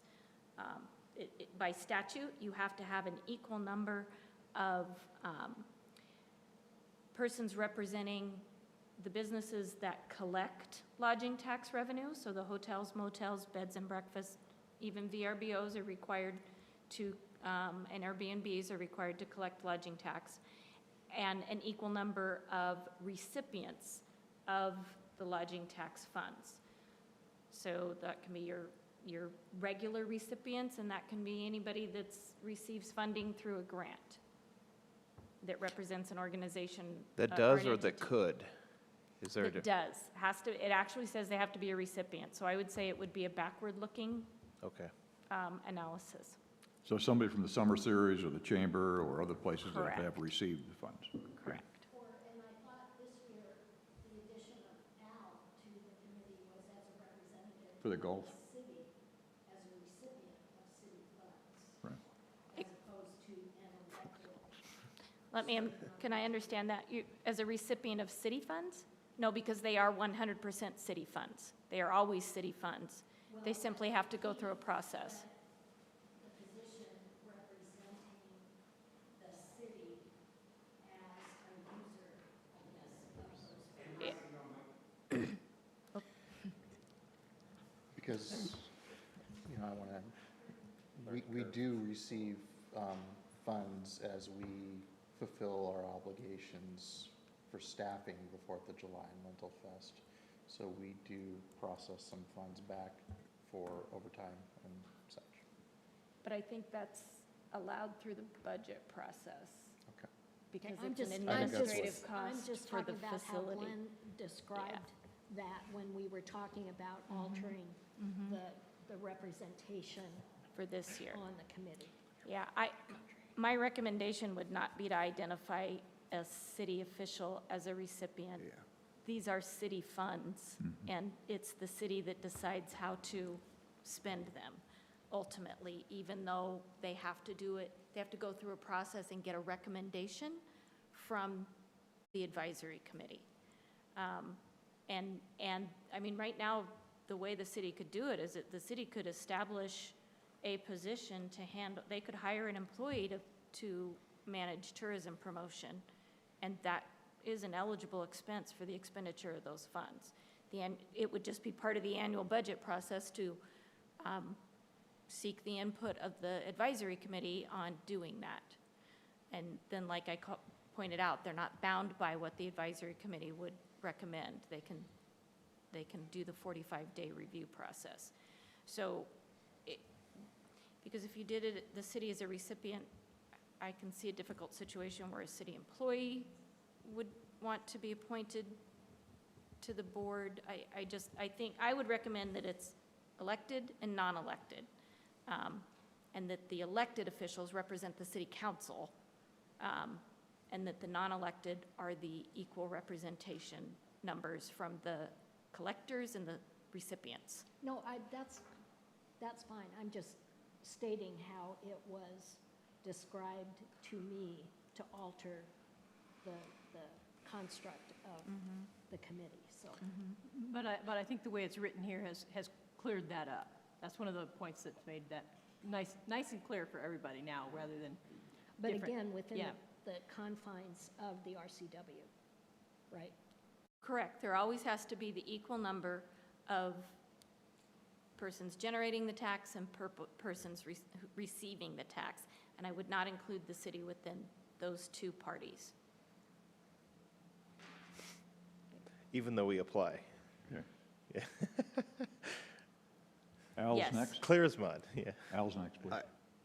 I want to hear what Pat has to say, but my suggestion would be to have 2 city council members and 2 from the receivers of grants and 2 from the hotel, motel, whatever you call them. So that's 6. And make at least one of the city council members the chair of the committee as it is now. Well, and I think you have. The You chair have to. of the, Elected it is has to be mandated the that the chair. chair Yeah. be So an I'm- elected I'm official. just, and I guess I'd even go a little further than if the chair couldn't make it, then the other city council member is second. Could be pro tem. Is the vice chair or whatever. You know, that just keeps it, I'm just, Okay, Yeah, I Dan? would recommend an odd number. Yes. I was Yeah, gonna say, then yeah. set, Just do but you three. can't if you have two city council members, because then you don't have an even number from the receivers of grants and lodging Right, so places. it would be making, you always have to have an even number of the recipients in the generators. So you could have 6 of those, and you could have 3 council members, then that would avoid a quorum also. So, Okay. Dan? Laura, would it be allowable under the RCW to have a non-recipient, non-hotelier, and just a member of the community at large be on the committee as that tiebreaker, kind of, you know, the odd number person? I like that. so the RCW requires that non-elected commission membership consist of those equal representations. So I don't think that would be possible. So we'd have I to think have. to get the odd, you have to use the elected officials. I'm just thinking about the number we're talking about for this commission. I'm thinking about sometimes how difficult it is to get people to serve on these commissions. So I think we need to keep that in mind as we talk about that. So I mean, 2 and 2 makes sense to me, but if we have 3 council members on there, I think it might make sense to bump the other number up to 3 and 3 as well. So Pat, with all the years you've had on the lodging tax, how many times have you ever had where you had a split vote, where you've never had that issue? Okay. And that can be addressed simply, I mean, a tie is a tie, and Yeah. a tie means that it fails. Mhm. So that can be addressed through rules of So procedure. this way you can still keep it even with 2, 2, and 2. You can do that. So 2, 2, and 2. You could do that, yes. Yeah. So I think that, Yeah, and I'll just comment that it depends on the commission, but I hear residents all the time say they would love to be on something that they don't have an opportunity to. I think in this case, the problem is we have a finite amount of people that can fit those 2 facets, and that's really the difficulty on this one, I think. right. So Laura, do you have the direction So that you I'm need? hearing 4 non-elected and 2 council members, annual or longer terms. I would recommend 2-year terms and staggered, so Yeah. for the council member positions, and probably for the other positions as well. to make sure that Normally on those positions, we ask if they would like to serve again, especially with all the training that's involved in the lodging tax to make sure they know what's going on.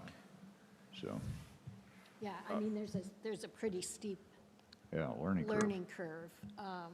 And just by the time you're kind of grasping that, your year is up, and so I would agree. But with again, a it's also 2-year term at should be very least. clear that it's an annual appointment, so that this way, that if somebody doesn't show up to their meetings, that person could be somebody else will come on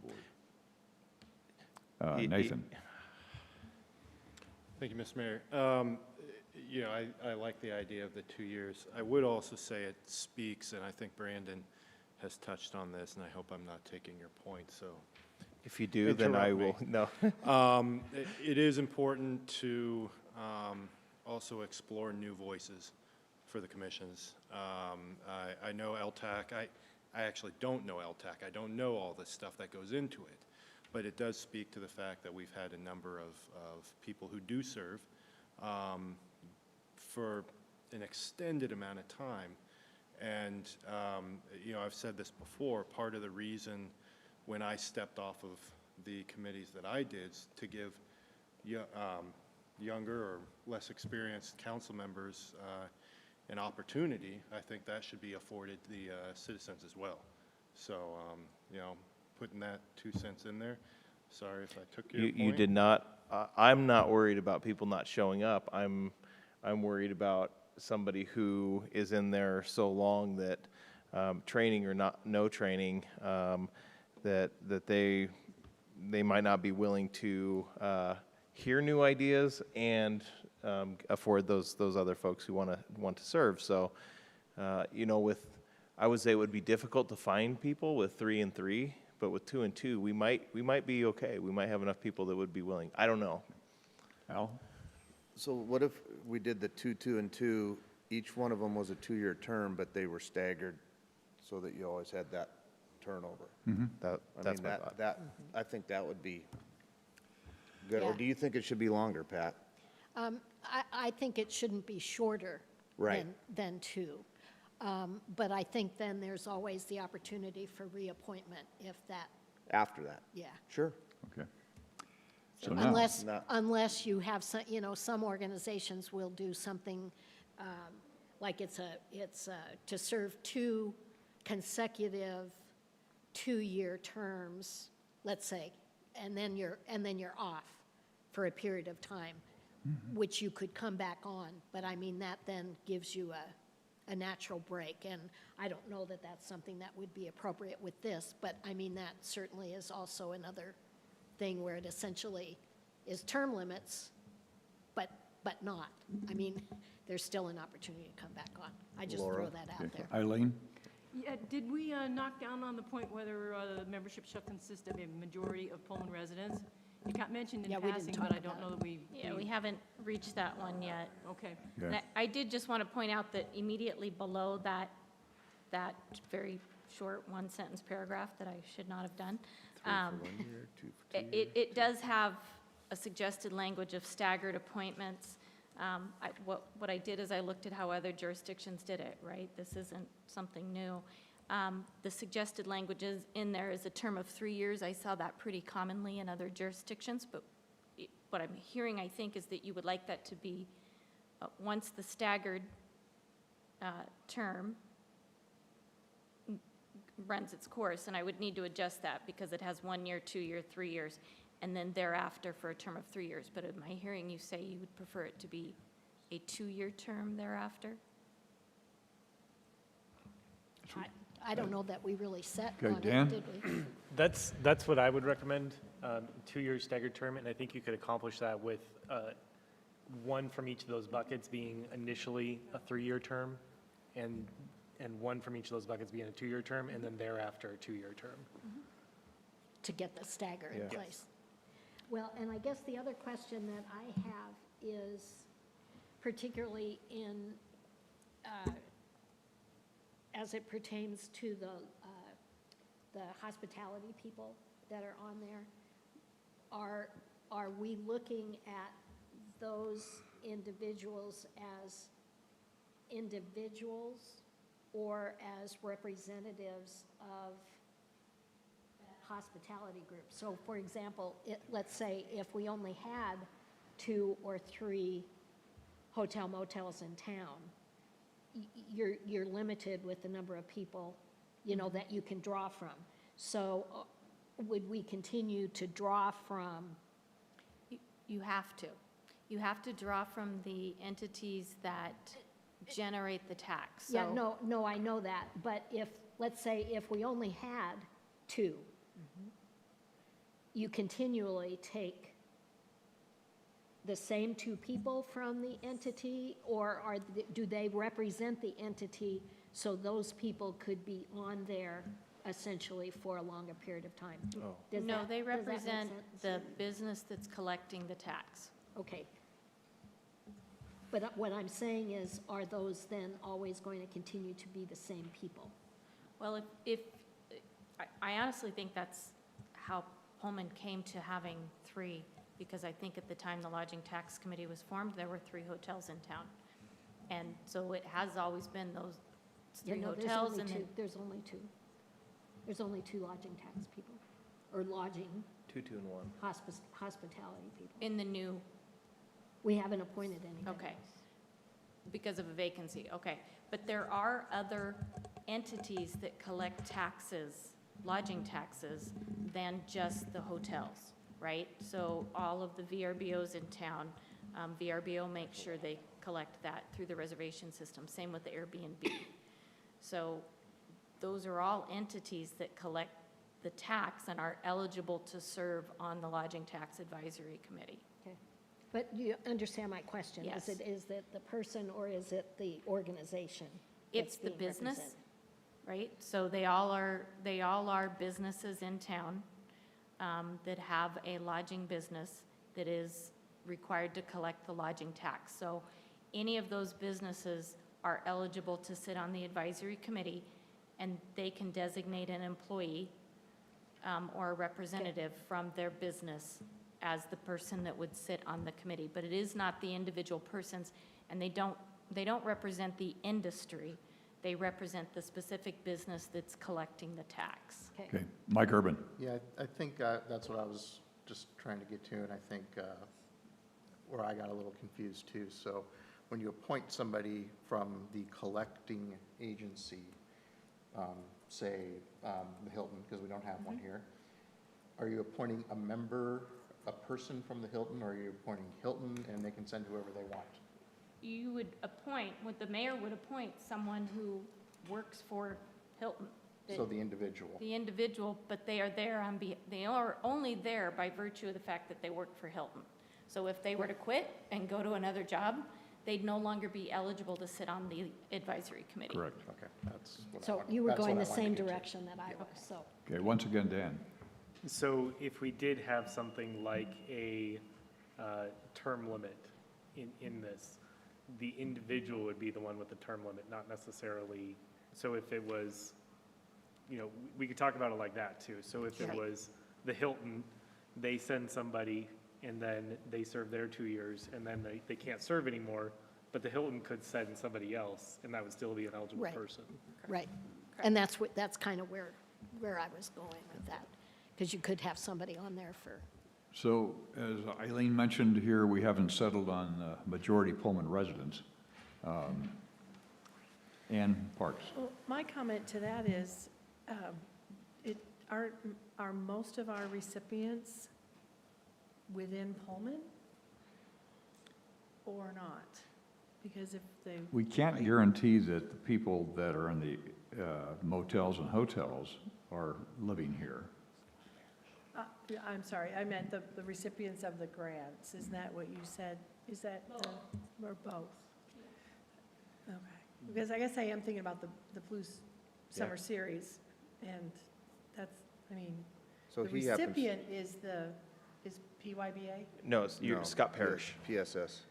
Okay, so, He is local, but you Yeah. look at the golf tournament grant and some of these others coming Yeah. from out of town, you've Okay. got that little problem there. Yeah. But okay, thank you.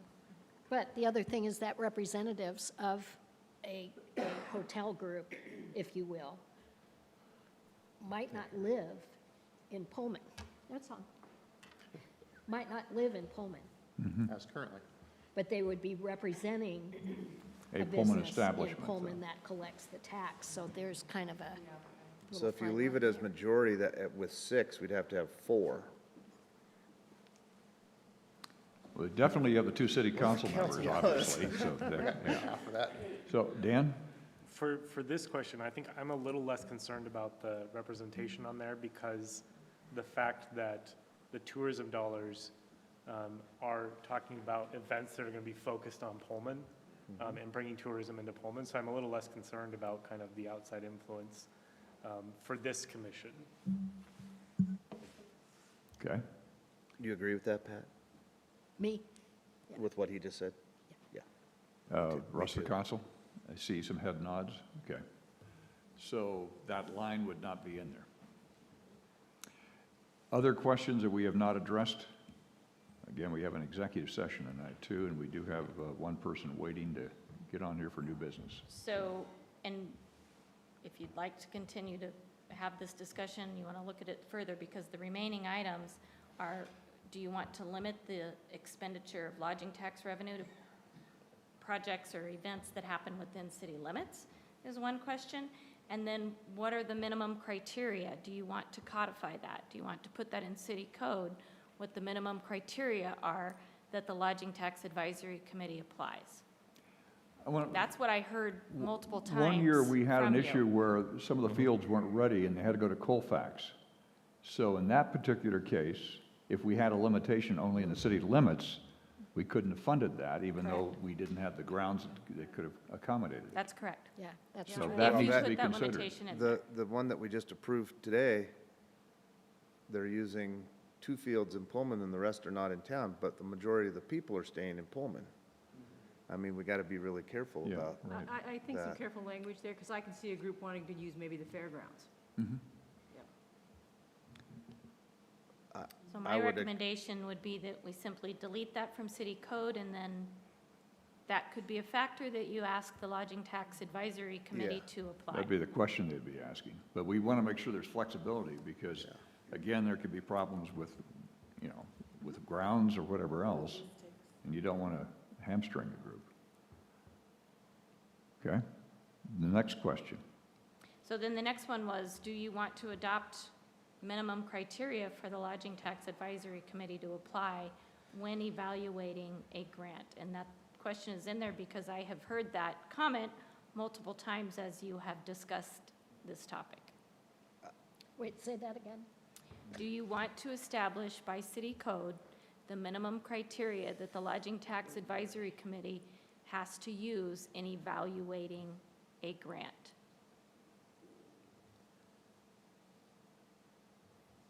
I think this has to have a little more discussion and thought on it. Yep, I agree. It's not. I mean, black and you've white. heard me say some of this stuff. I mean, Yes? like, we had a score of 100 today, but we've also had a score of less than 100 by a lot. And so, And so, oh, sorry. Sorry. So Al, when that happens, then do you still make an award? It's just less than what they're requesting, or do they ask, not? ask Pat. Yes. Yes. So it's, you know, I mean, I've talked about this, you know, did they pass the class or not? And so why are we even scoring if we're not, if we're just gonna still give them the money? So I think there's some thought and discussion that needs to go into the evaluating part of this. Do you want the committee to come back with a recommendation on what the minimum qualification should be? We could absolutely do that. And I'd also, if you wanted to give feedback to Councilmember McCall or to Councilmember Records on that, I'd point you to the sample code sections that I provided in your packets to give you an idea of how other jurisdictions have addressed that. Okay. I think it would be a good project for the committee, Yeah. because we get feedback from all the represented groups. So we've got the majority of it covered tonight Right. with that one other part of the minimum qualifications. Okay. Anything further on that one? At this point, we now move to new business. I understand from our people that there was somebody who wanted to address the council tonight. And again, the time limit is 3 minutes. And apparently it's on the subject of raccoons. That's correct. Okay, and would you please identify yourself and give your address, please? My name is Maureen Smith. I live at 430 Southeast High Street in Pullman, Washington. Okay.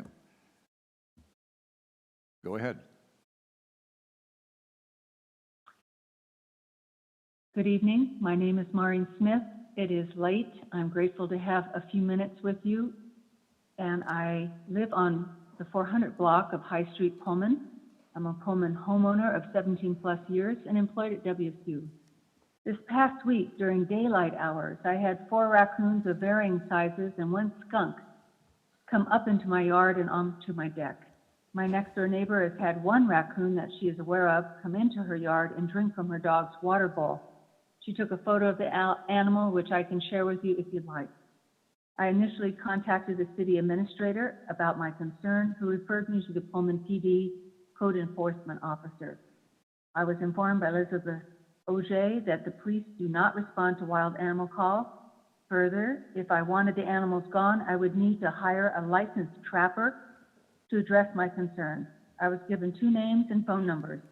Bill Forett has since retired, and Kyle Westerman suggested I contact Palouse Wildlife Rescue.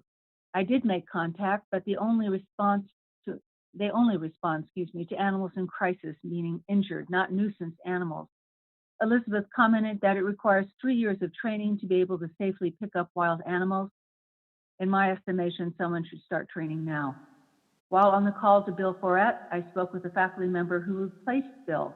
This man confirmed there are raccoons on Pioneer Hill, as a buddy of his who lives on this hill had his dog killed by a raccoon attack recently.